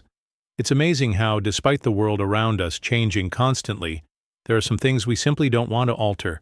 Let's take a moment to reflect on that feeling and connect through the experiences we share. Let's take a simple example: the weather. Think about a perfect sunny afternoon when everything just seems to fall into place. The warmth of the sun, the gentle breeze, and the sound of birds in the background. It's a moment of pure peace. Now imagine that you could future-proof that moment, somehow holding on to it forever. You wouldn't need to change anything about the moment itself. Instead, you'd simply preserve the feeling it gives you. By doing nothing, you keep everything. This is the essence of the paradox we're talking about. But how can we apply this to our daily lives? In a world that's obsessed with progress and change, it seems almost counterintuitive. However, when we look closely at this paradox, it becomes clear that future-proofing doesn't necessarily mean relentless improvement. It could mean understanding the value of the present moment and holding on to it as it is. This concept touches many areas of life, from our personal routines to how we interact with technology and even our relationships. For instance, think about the way technology has evolved over the years. Each new device or software promises to make our lives easier, faster, and better. But sometimes, in our pursuit of progress, we overlook the simplicity of what we once had. Remember the days when a simple handwritten letter could brighten your day? In a world of instant messages and emojis, the personal touch of a handwritten note might seem outdated. Yet, when you think about it, there's something timeless about it, something worth preserving. It's not about changing it or improving it, but rather keeping it exactly as it is for future generations to experience in the same way. Similarly, consider the way we approach relationships. We often hear advice on how to make our relationships stronger, how to improve communication, and how to make things better. While this can be valuable, there are times when we simply need to hold on to the things that make a relationship special without altering them. Maybe it's a shared joke with a close friend, or a quiet moment with a loved one. These simple, unchanging aspects of relationships can be what truly preserves their beauty. By letting them remain untouched by the pressures of change, we create a lasting connection that isn't defined by what's new, but by what is truly meaningful. Another example can be seen in the way we view personal growth. We're often encouraged to constantly evolve, whether it's through self-help books, meditation, or therapy. And while these things can absolutely help us grow, there's something deeply powerful about accepting ourselves as we are, without feeling the need to change. It's not about rejecting growth altogether. It's about recognizing that sometimes the most profound growth comes from simply accepting the present moment for what it is. By doing nothing, we preserve the authenticity of who we are, untouched by outside pressures or expectations. The same idea applies to how we view our past. We often think that in order to move forward, we need to change the things that happened in the past, whether it's regret or a mistake. But what if we didn't need to change those things at all? What if instead we could embrace them as part of our story and preserve the lessons they taught us? Instead of looking back with the need to fix or alter, we could simply acknowledge the past and use it as a foundation for the future. In doing so, we preserve its value without being trapped by it. In the realm of artificial intelligence and technology, there's an interesting parallel to this idea. As we move forward with advancements in AI, we may find ourselves caught up in a race to make things faster, smarter, and more efficient. However, there is a growing movement that focuses on ensuring that technology preserves the human aspects that matter most: our creativity, our emotions, and our personal connections. It's a way of future-proofing technology, not by changing what it is, but by making sure it doesn't lose touch with what makes us human. In all these examples, we see that future-proofing doesn't require change. It's about understanding that some things are already perfect as they are. By preserving them, we keep them intact for the future. This doesn't mean we don't embrace progress or improvement, but it encourages us to recognize the value of things that are worth holding on to exactly as they are. As we think about how to live a life that is future-proof, we might want to consider this paradox more deeply. Instead of constantly pushing for change and innovation, we might start to realize that some of the most important things in life don't need to be improved. They only need to be preserved. By doing so, we create a future that honors the past and embraces the present. So, how do you feel about this paradox? Do you find it comforting to think that some things are worth preserving exactly as they are? Or do you struggle with the idea of change and improvement? I'd love to hear your thoughts and reflections in the comments below. Let's continue the conversation and explore how we can all embrace the idea of future-proofing in our own lives. And if you enjoyed this video, don't forget to like, comment, and subscribe to join our growing community. Together, we can explore more paradoxes and reflect on the mysteries of time. Past beacon. Have you ever thought about your past as a beacon, guiding you through the present and into the future? It might sound strange at first, but what if the moments you've lived through don't just define who you are, but also light the way for your next steps, like a lighthouse guiding a ship through the night? Our past is often seen as something behind us, something we leave behind in the pursuit of the future. But what if instead of trying to forget the past, or move on from it quickly, we could embrace it as a source of light, an ever-present guide for where we are and where we're going? This paradox invites us to think about time in a different way.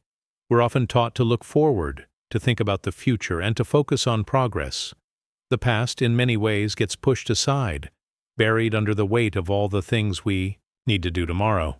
But the idea of a past beacon suggests that instead of trying to forget or ignore the past, we can use it to navigate our present moments and decisions. Imagine your memories, experiences, and everything you've learned in life acting as a powerful light, casting a gentle glow over your present path, showing you the way forward. It's an idea that makes us rethink how we interact with time. What if in some ways our past is not a burden but a tool? I'd like to hear your thoughts. Have you ever looked back on your life and found that a specific memory, or even a difficult moment, helped you make an important decision in your present life? Maybe you've learned a lesson from something that happened years ago, and it guided you through a challenge you're facing now. Please share your thoughts in the comments below, and let's connect over the way our pasts shape who we are today. I'd love to hear from you about the moments that have guided you, perhaps unexpectedly, through life. Let's consider an example from everyday life. Think about when you're taking a walk on a familiar path, maybe through a park or along a street you've walked many times before. Even though you've walked it before, there's something reassuring about knowing the way.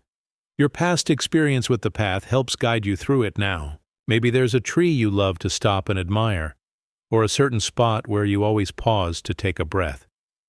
These small familiar elements are like a light in the present, reminding you of what has come before and helping you navigate the present moment. Similarly, in life, the memories and experiences we've had act as markers, guiding us and shining a light on what comes next. When we think about relationships, the past often plays a huge role. We might have learned valuable lessons from past relationships, whether they were friendships, family bonds, or romantic ones. These past experiences shape how we communicate, how we love, and how we protect our boundaries in the present. We may even carry the light of these experiences into new relationships, unknowingly shaping how we respond to others. For example, think about a time when you learned a difficult lesson in a friendship. Perhaps you were hurt, but over time, you learned to protect your heart while still allowing others in. That lesson, learned from the past, can guide you in future relationships, helping you make decisions with wisdom that might not have been there without the experience. This paradox also reaches deeper into our beliefs and values. Our past, fully of the choices we've made, shapes how we view the world today. It's like a compass that guides us through the complexities of life. Maybe you grew up in a family that taught you the importance of kindness, or perhaps you've experienced hardship that taught you resilience. These experiences stay with us, quietly guiding our decisions and actions, even when we don't realize it. The beacon of our past helps us navigate tricky moral or ethical situations, providing a silent wisdom that directs us even when we feel uncertain. It's interesting how, in a world that constantly emphasizes newness and the future, we're often told that we should let go of the past in order to move forward. But the idea of the past beacon suggests that there is power in holding on to it, in using it as a source of guidance. Instead of looking at our past as something that we must shed, what if we looked at it as a source of wisdom, like a flashlight illuminating the dark corners of our present and future? This doesn't mean that we dwell on old mistakes or regret what we can't change, but it's about recognizing that there is light in our past experiences that we can use to guide our decisions today. Now, let's think about this in terms of mental health. The way we view our past can greatly affect how we feel in the present. If we see our past as a series of mistakes or regrets, it can weigh heavily on us, making it harder to move forward. However, if we see it as a collection of lessons, both good and bad, it can become a valuable resource, helping us find peace and strength. Just like a light that helps you see in the dark, the lessons of the past can illuminate your way forward, allowing you to navigate your life with more clarity and confidence. In the realm of technology and artificial intelligence, there's a similar conversation happening. As AI continues to evolve, we're faced with questions about how much we should let go of the past. Should we move on to new systems and structures, or is there wisdom in the old ways of doing things? The paradox of the past beacon might offer an interesting perspective. It suggests that while we should certainly progress, we shouldn't lose sight of the wisdom and lessons of the past. Instead, we can use those lessons to build a future that's more informed, more compassionate, and more connected. The idea of the past as a beacon doesn't mean we should ignore change or stop evolving. It's more about finding balance, honoring the lessons of the past while still moving forward. It's about understanding that our experiences, both good and bad, have shaped who we are, and they can guide us if we allow them to. The light from our past doesn't have to burn us or hold us back. Instead, it can help us move forward with intention and wisdom. So, how do you view your own past? Do you see it as something you need to move away from, or do you recognize it as a guiding light in your present life? I'd love for you to share your experiences and thoughts in the comments below.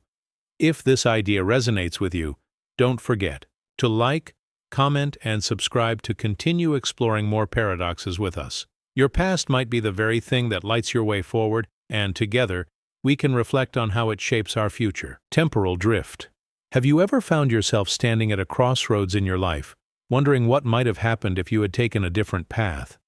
The choice to say yes instead of no, or to act differently in a situation you now reflect on.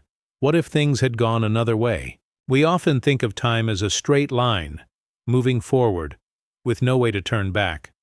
But what if, in reality, time is more fluid, more like a river, pulling us back to moments that never truly passed?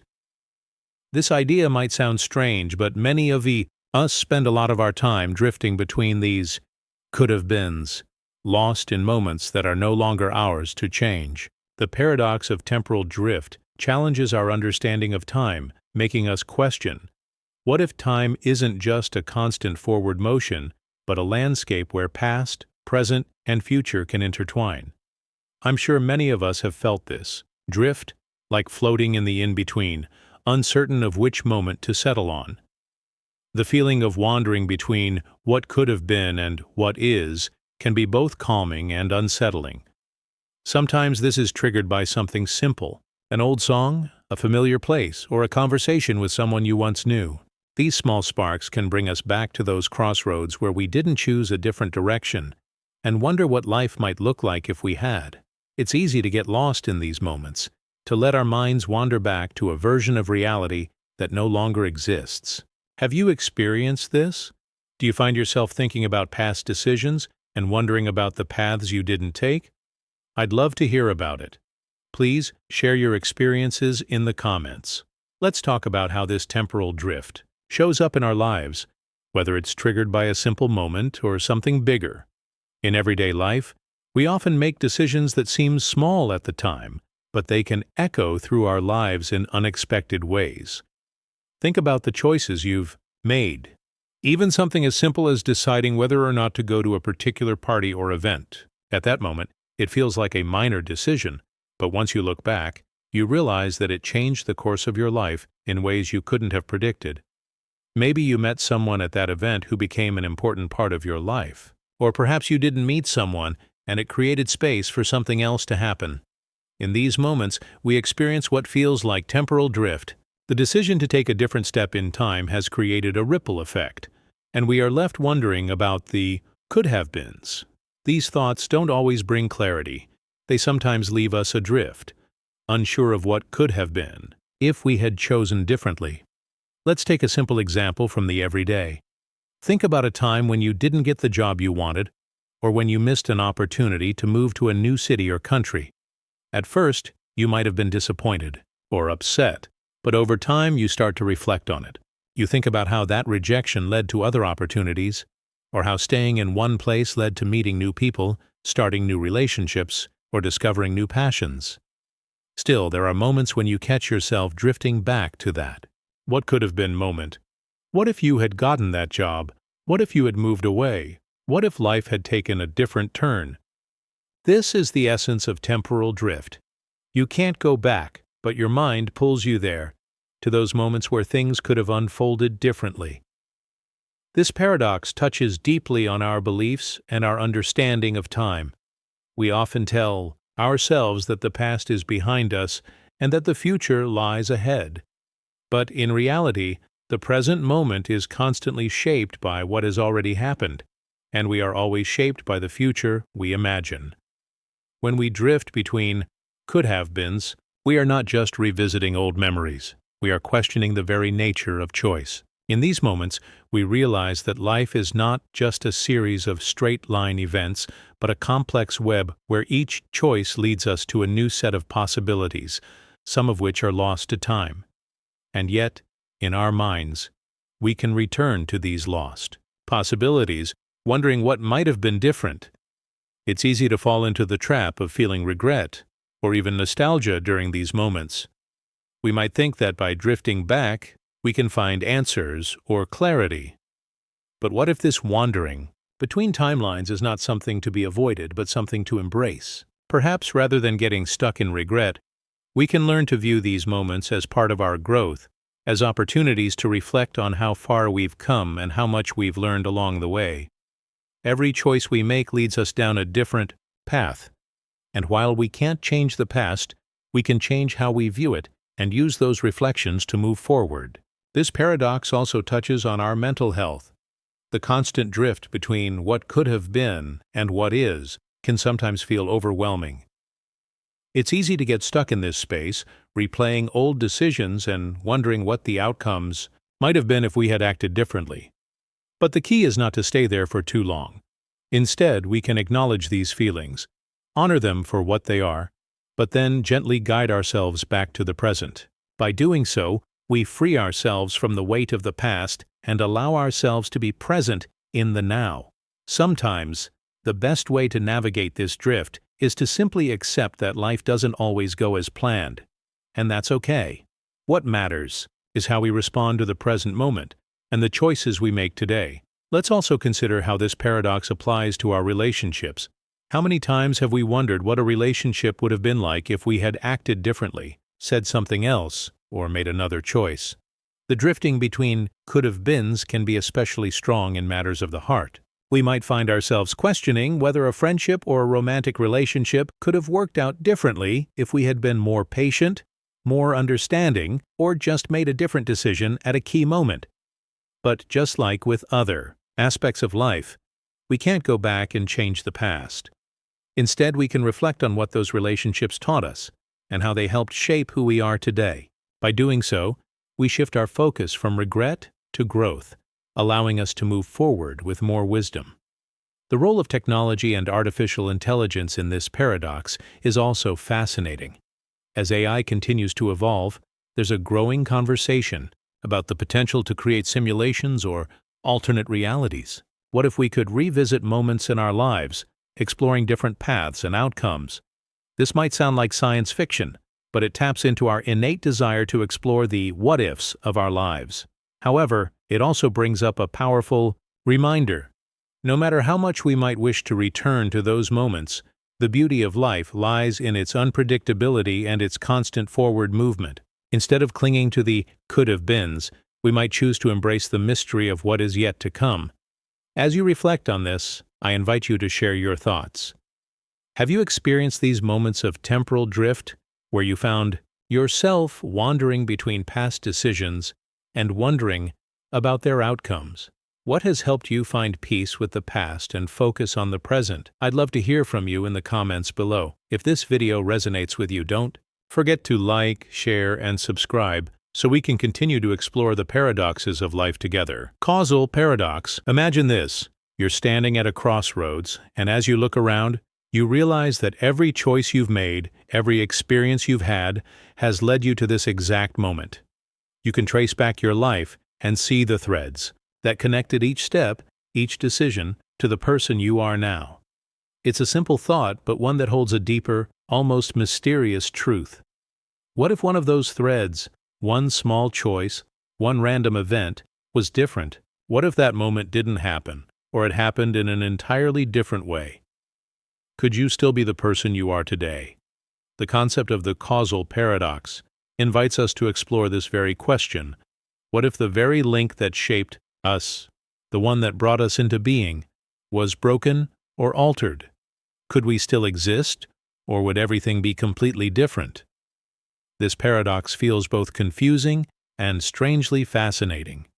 It challenges the very idea of cause and effect. We often think of our lives as a series of connected dots, each moment leading us to the next, forming a continuous chain of cause and effect. But what if that chain could be broken? What if the action that started everything didn't happen, or happened in a completely different way? Would we still be who we are? And if not, what version of ourselves would be left behind? Think about it for a moment. There are so many small, almost unnoticed decisions that have shaped your life. Maybe it's something as simple as choosing to walk down a particular street, or deciding to talk to a stranger on a bus. That one action could have led to meeting a lifelong friend or starting a relationship that changed everything. What if you hadn't made that choice? What if instead you had chosen a different path? These are the kinds of what-ifs that create the foundation of the causal paradox. We often don't realize just how fragile the links between cause and effect are. In reality, the choices that define us are sometimes so small that we don't even recognize them until much later. Take a simple example. Imagine you're preparing for an exam. The night before, you decide to stay up studying rather than going out with friends. That decision, seemingly insignificant, leads to better performance on the test. You pass with flying colors, which opens doors for you to advance in your academic or career journey. But what if instead you had gone out that night? Maybe you wouldn't have studied as much, and the test results would have been different. That could have set off a chain reaction of events, changing your academic path, your career, or even your relationships. It's easy to look back and see how one small choice could have altered everything. But what's even more interesting is the thought that if that link had been broken, if you had made a different decision, would you still be the same person? Would your future self look completely different? The causal paradox can also be seen in relationships. Think about how you met a close friend or a partner. Maybe it was a casual encounter or a decision to go to a particular event that brought you together. If you hadn't made that choice, where would you be now? It's not just the big, life-changing decisions that create this paradox. Often it's the small, seemingly insignificant choices that have the most profound impact.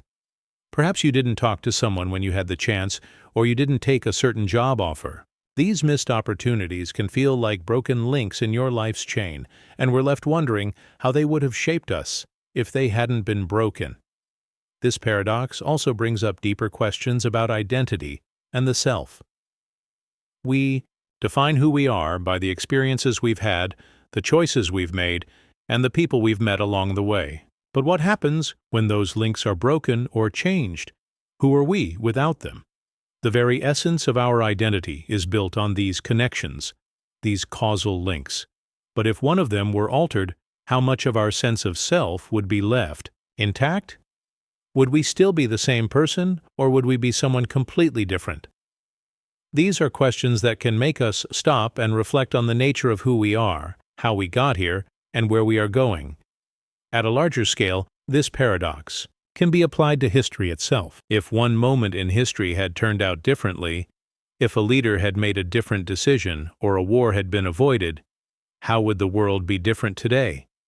Would the social and political landscape look the same, or would everything have changed?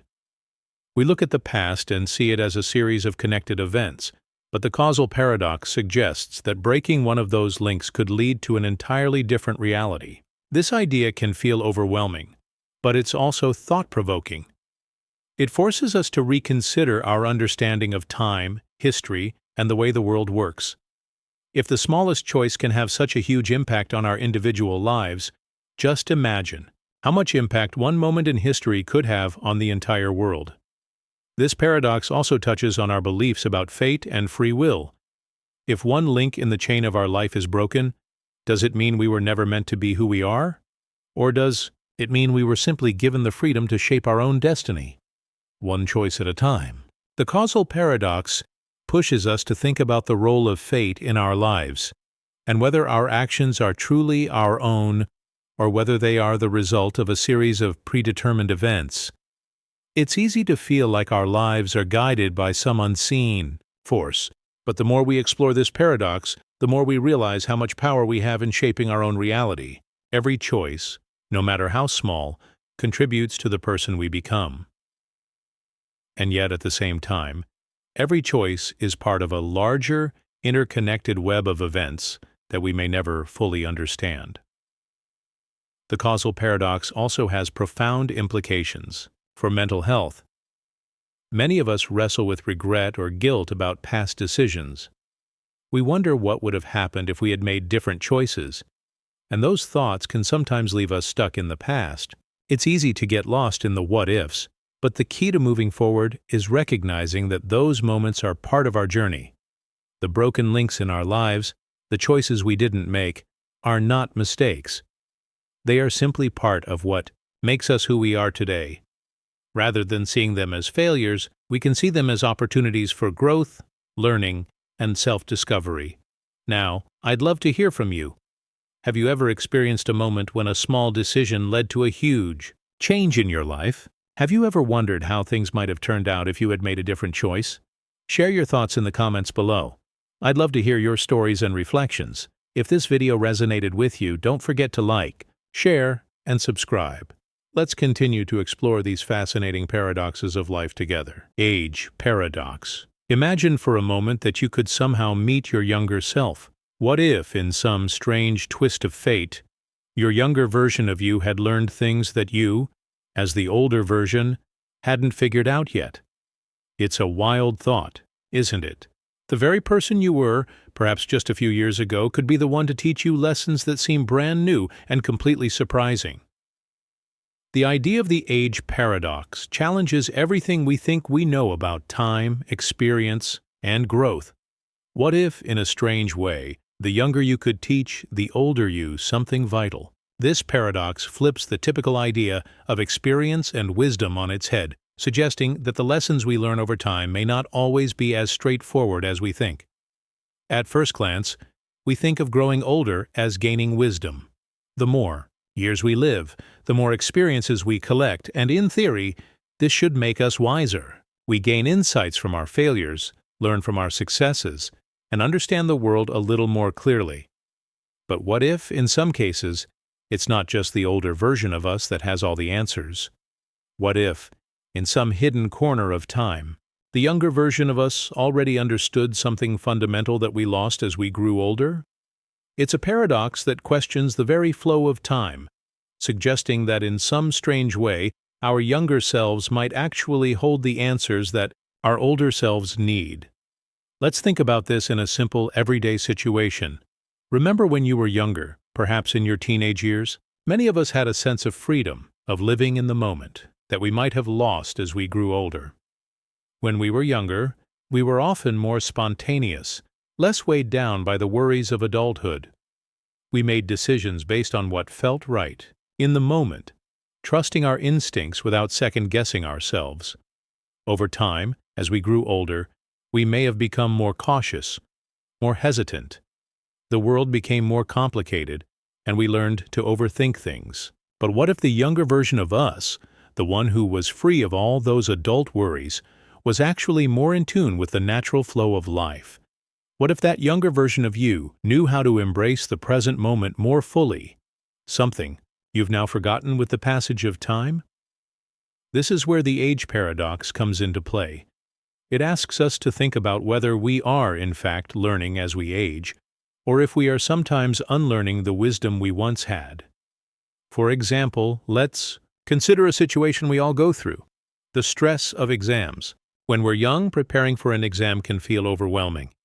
The fear of failure, the pressure to do well, can be consuming. But when we look back as older individuals, we often realize that the stress we felt at the time wasn't as important as we thought. We've learned that failure is just a part of the process, and it doesn't define us. We now know that we can always try again, that there are many ways to succeed, and that the pressure we once felt wasn't as intense as it seemed at that moment. The older version of us may have gained a sense of perspective, but in some ways we've lost the immediacy of the experience. The younger you, in that moment of pressure, might have felt deeply, but perhaps they also understood a simple truth, that the present moment, even with all its anxiety, would eventually pass, and life would move on. In a strange way, our younger selves might have known how to cope better with the stress, embracing the idea that things always change, and the fear would not last forever. It's also important to think about how we perceive relationships. When we're younger, we often approach relationships with a sense of curiosity, excitement, and hope. We don't carry the same baggage that we accumulate over time. We trust more easily, we love more freely, and we're not afraid to put ourselves out there. As we grow older, we might become more guarded. We've had our share of heartbreaks, misunderstandings, and disappointments, and so we protect ourselves. But what if, in some ways, the younger you knew the true power of love and trust? What if your younger self wasn't so cautious and actually held a deeper understanding of the importance of vulnerability and openness? This paradox suggests that maybe our older selves need to learn from the younger us, the one who loved without fear, the one who saw the beauty in every new connection.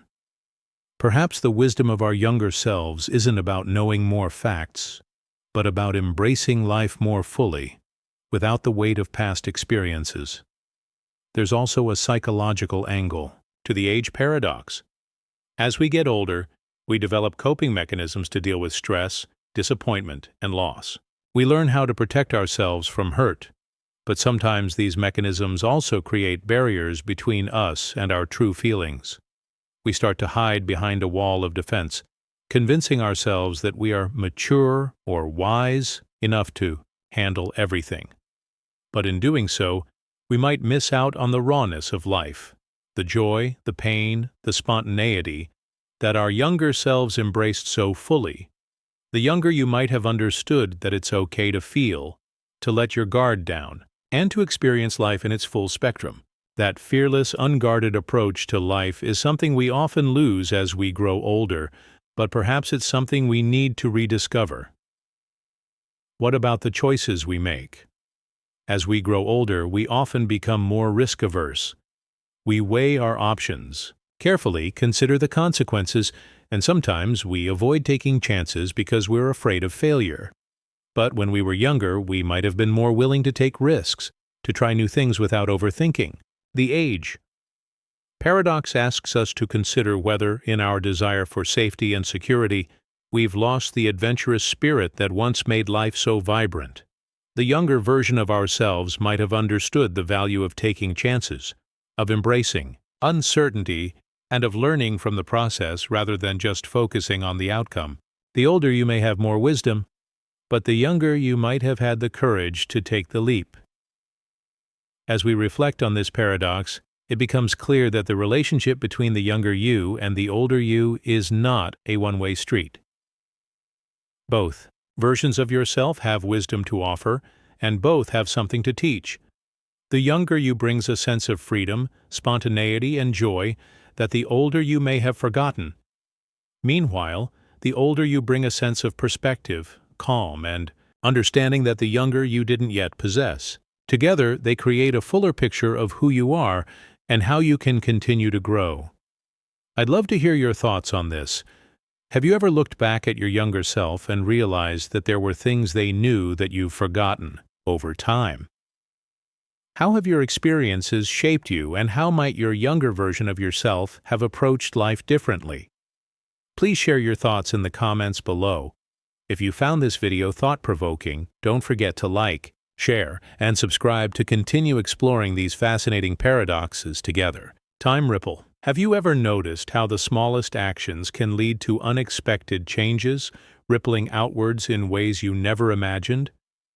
A simple decision, a brief conversation, a quiet moment of kindness.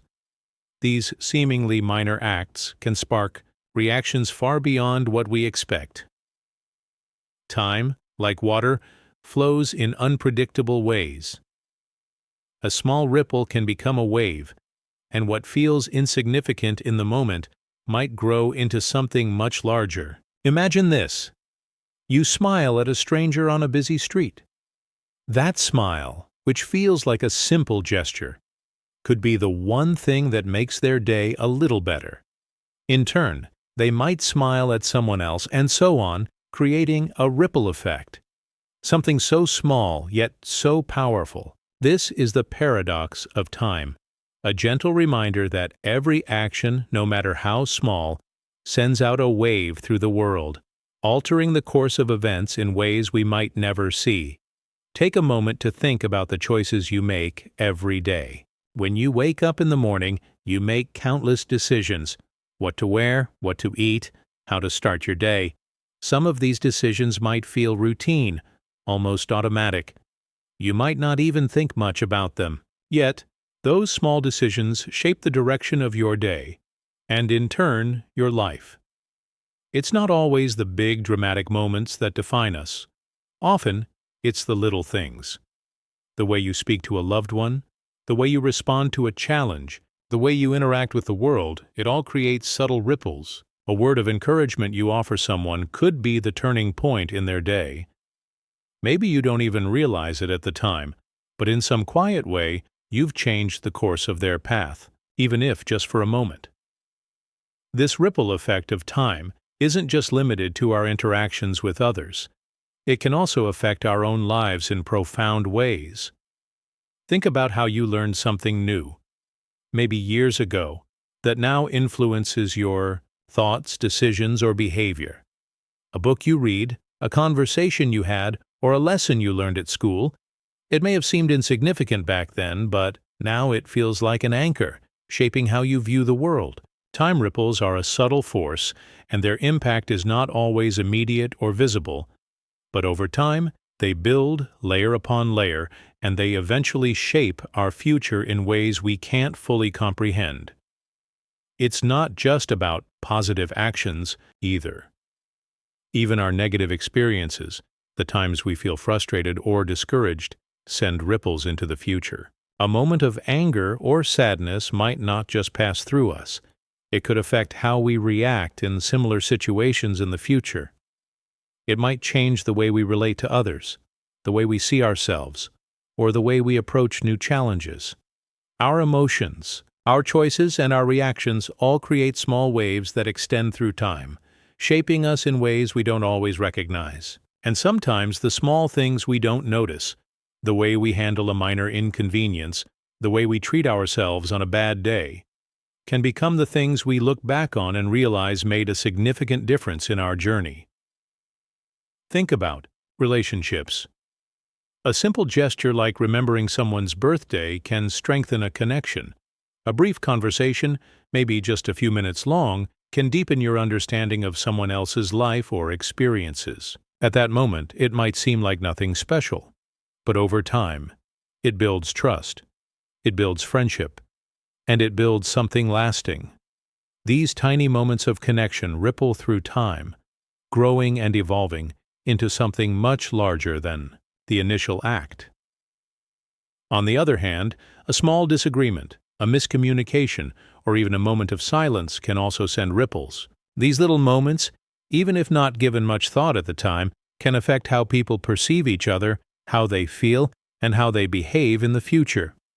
Now, consider the impact of technology and how it has changed the way time ripples through our world. A post you share online, a tweet, or a comment, these tiny digital footprints can travel far beyond your immediate circle. One small act of sharing an idea, a piece of information, or even a funny meme can reach hundreds, thousands, or even millions of people. Your words, your actions, even your presence online can ripple through time in ways that you may never fully realize. A single post could inspire someone across the world, change their perspective, or lead them to take action.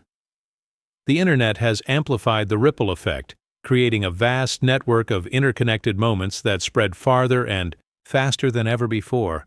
But it's not just the big things, like viral content or major global events, that shape our world. It's the quiet, everyday moments that are often the most impactful. A parent's kind words to their child, a colleague's small act of generosity, a friend's supportive message when you're feeling down. These are the moments that build relationships, create trust, and transform lives. We often underestimate the power of these small acts, thinking they don't matter, but over time, these moments accumulate and create something much bigger, something that shapes not only our own lives, but the lives of others as well. It's easy to forget how much influence we have in the world. We tend to focus on the big events, the milestones, the dramatic changes. But the truth is, life is made up of countless small moments, and it's those moments that make all the difference. Every time we make a decision, every time we choose kindness, every time we lend a hand, we're sending out ripples into the future. We may never see the full impact of our actions, but that doesn't mean they don't matter. Each small act has the potential to create a wave, and that wave can carry far beyond what we can imagine. So, next time you make a choice, no matter how small, remember that it might be the start of something much bigger. You may never see the ripple effect of your actions, but know that they are there, moving through time and space, shaping the world in ways you may never fully understand. And just as the smallest pebble can create a wave in the water, your actions, no matter how small, can create ripples that extend far beyond what you can see. I'd love to hear your thoughts on this. Have you ever experienced the ripple effect of a small act in your own life, or seen how a tiny decision led to something unexpected? Please share your thoughts in the comments below. And if you found this video thought-provoking, don't forget to like, share, and subscribe to continue exploring these fascinating paradoxes with me. Epoch loop. Have you ever felt like you're stuck in a loop, as if the same events, emotions, and experiences keep repeating over and over again, no matter how hard you try to move forward? It's a feeling that many of us have encountered at some point in our lives. You've probably heard the saying, history repeats itself, but what if it's not just history? What if everything around us is caught in a loop, repeating in cycles that we can't escape? This idea might sound strange, or even unsettling, but there's something deeply familiar about it. We see patterns emerge in the world, in our own lives, in the way society progresses, and in the way people behave. The more we look, the more we notice that these cycles might not be as random as they seem. In fact, they might be a fundamental part of how time itself works. Think about the seasons. Every year, without fail, the weather changes. Summer leads to fall, fall turns into winter, and then spring arrives to start the cycle all over again. It's a predictable, repeating pattern. But what about in our personal lives?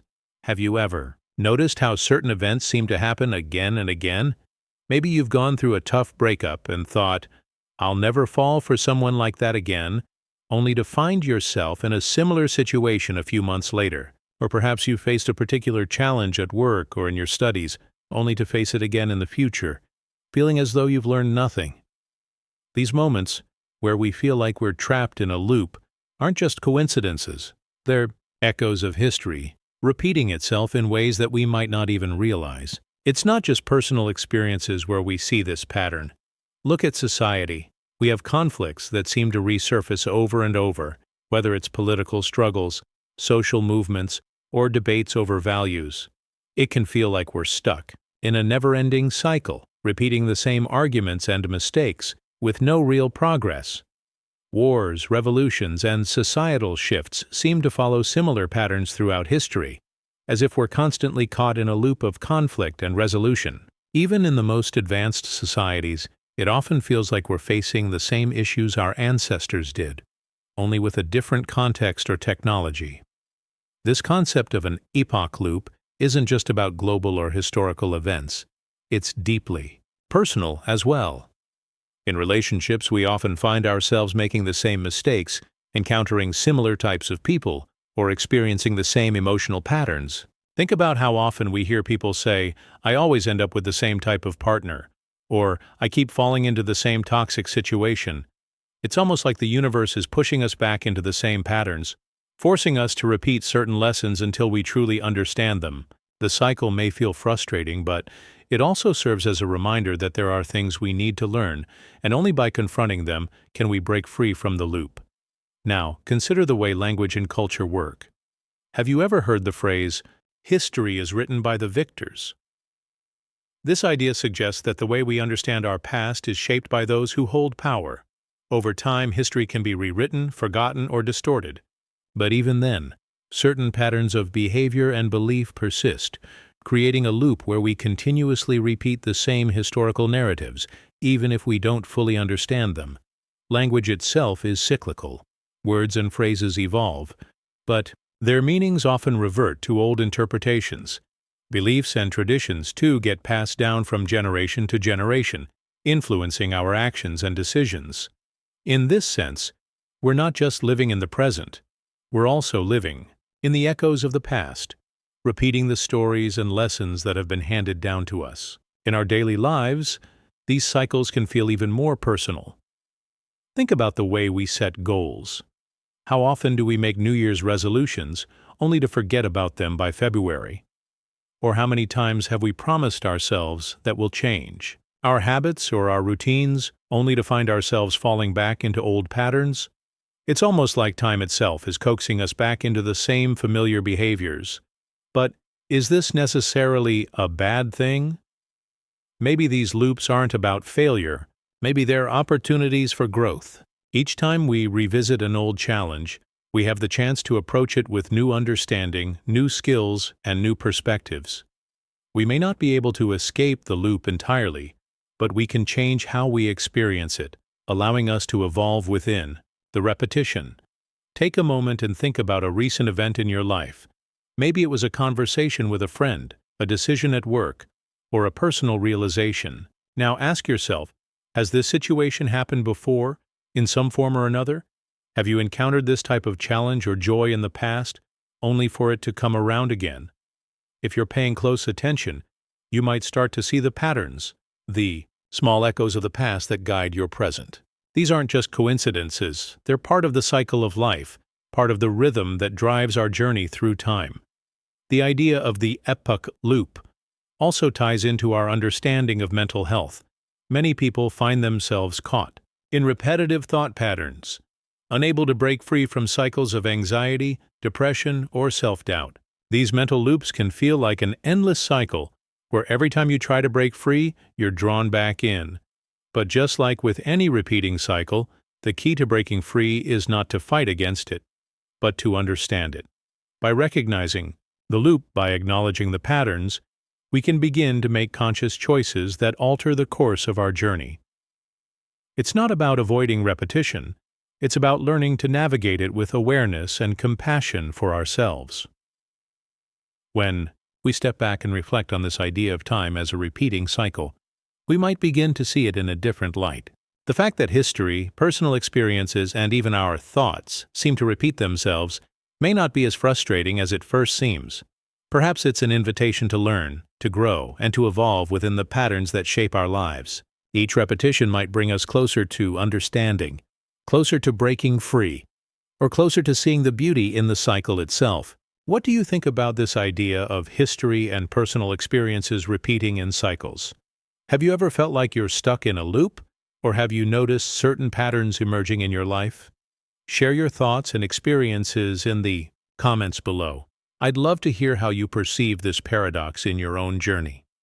If you found this video interesting or thought-provoking, don't forget to like, share, and subscribe to explore more of these fascinating ideas. Timeless moment. Have you ever experienced a moment that felt like it was outside the boundaries of time, where everything slowed down and the world around you seemed to vanish, leaving only that singular, perfect instant? It's as if time itself took a break, and for just a fleeting second, you were able to fully embrace the present.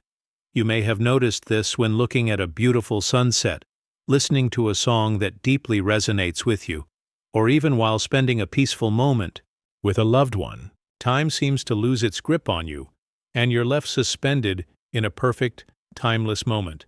But what if I told you that this experience, though rare, is something that can reveal a deeper truth about our relationship with time itself? These moments can be elusive, like catching a rare glimpse of something magical. But once you've experienced them, you can't forget the feeling. It's almost as if you've stepped outside of time, even if only for a short while. For example, Think back to a time in your life when you felt completely at peace, where nothing could interrupt your thoughts or your sense of presence. Maybe it was a quiet afternoon, a walk in the park, or simply sitting by the window, looking out at the world. The world kept moving around you, but for that brief instant, you were in a space that was timeless. The paradox here is intriguing. We often think of time as something that controls us, something that governs every action and decision in our lives. We measure it constantly, through clocks, calendars, deadlines, and appointments. Time is the constant rhythm of life. And yet, there are these moments where time seems to stand still. They are small, yet significant. Moments that reveal a different side of our experience with time.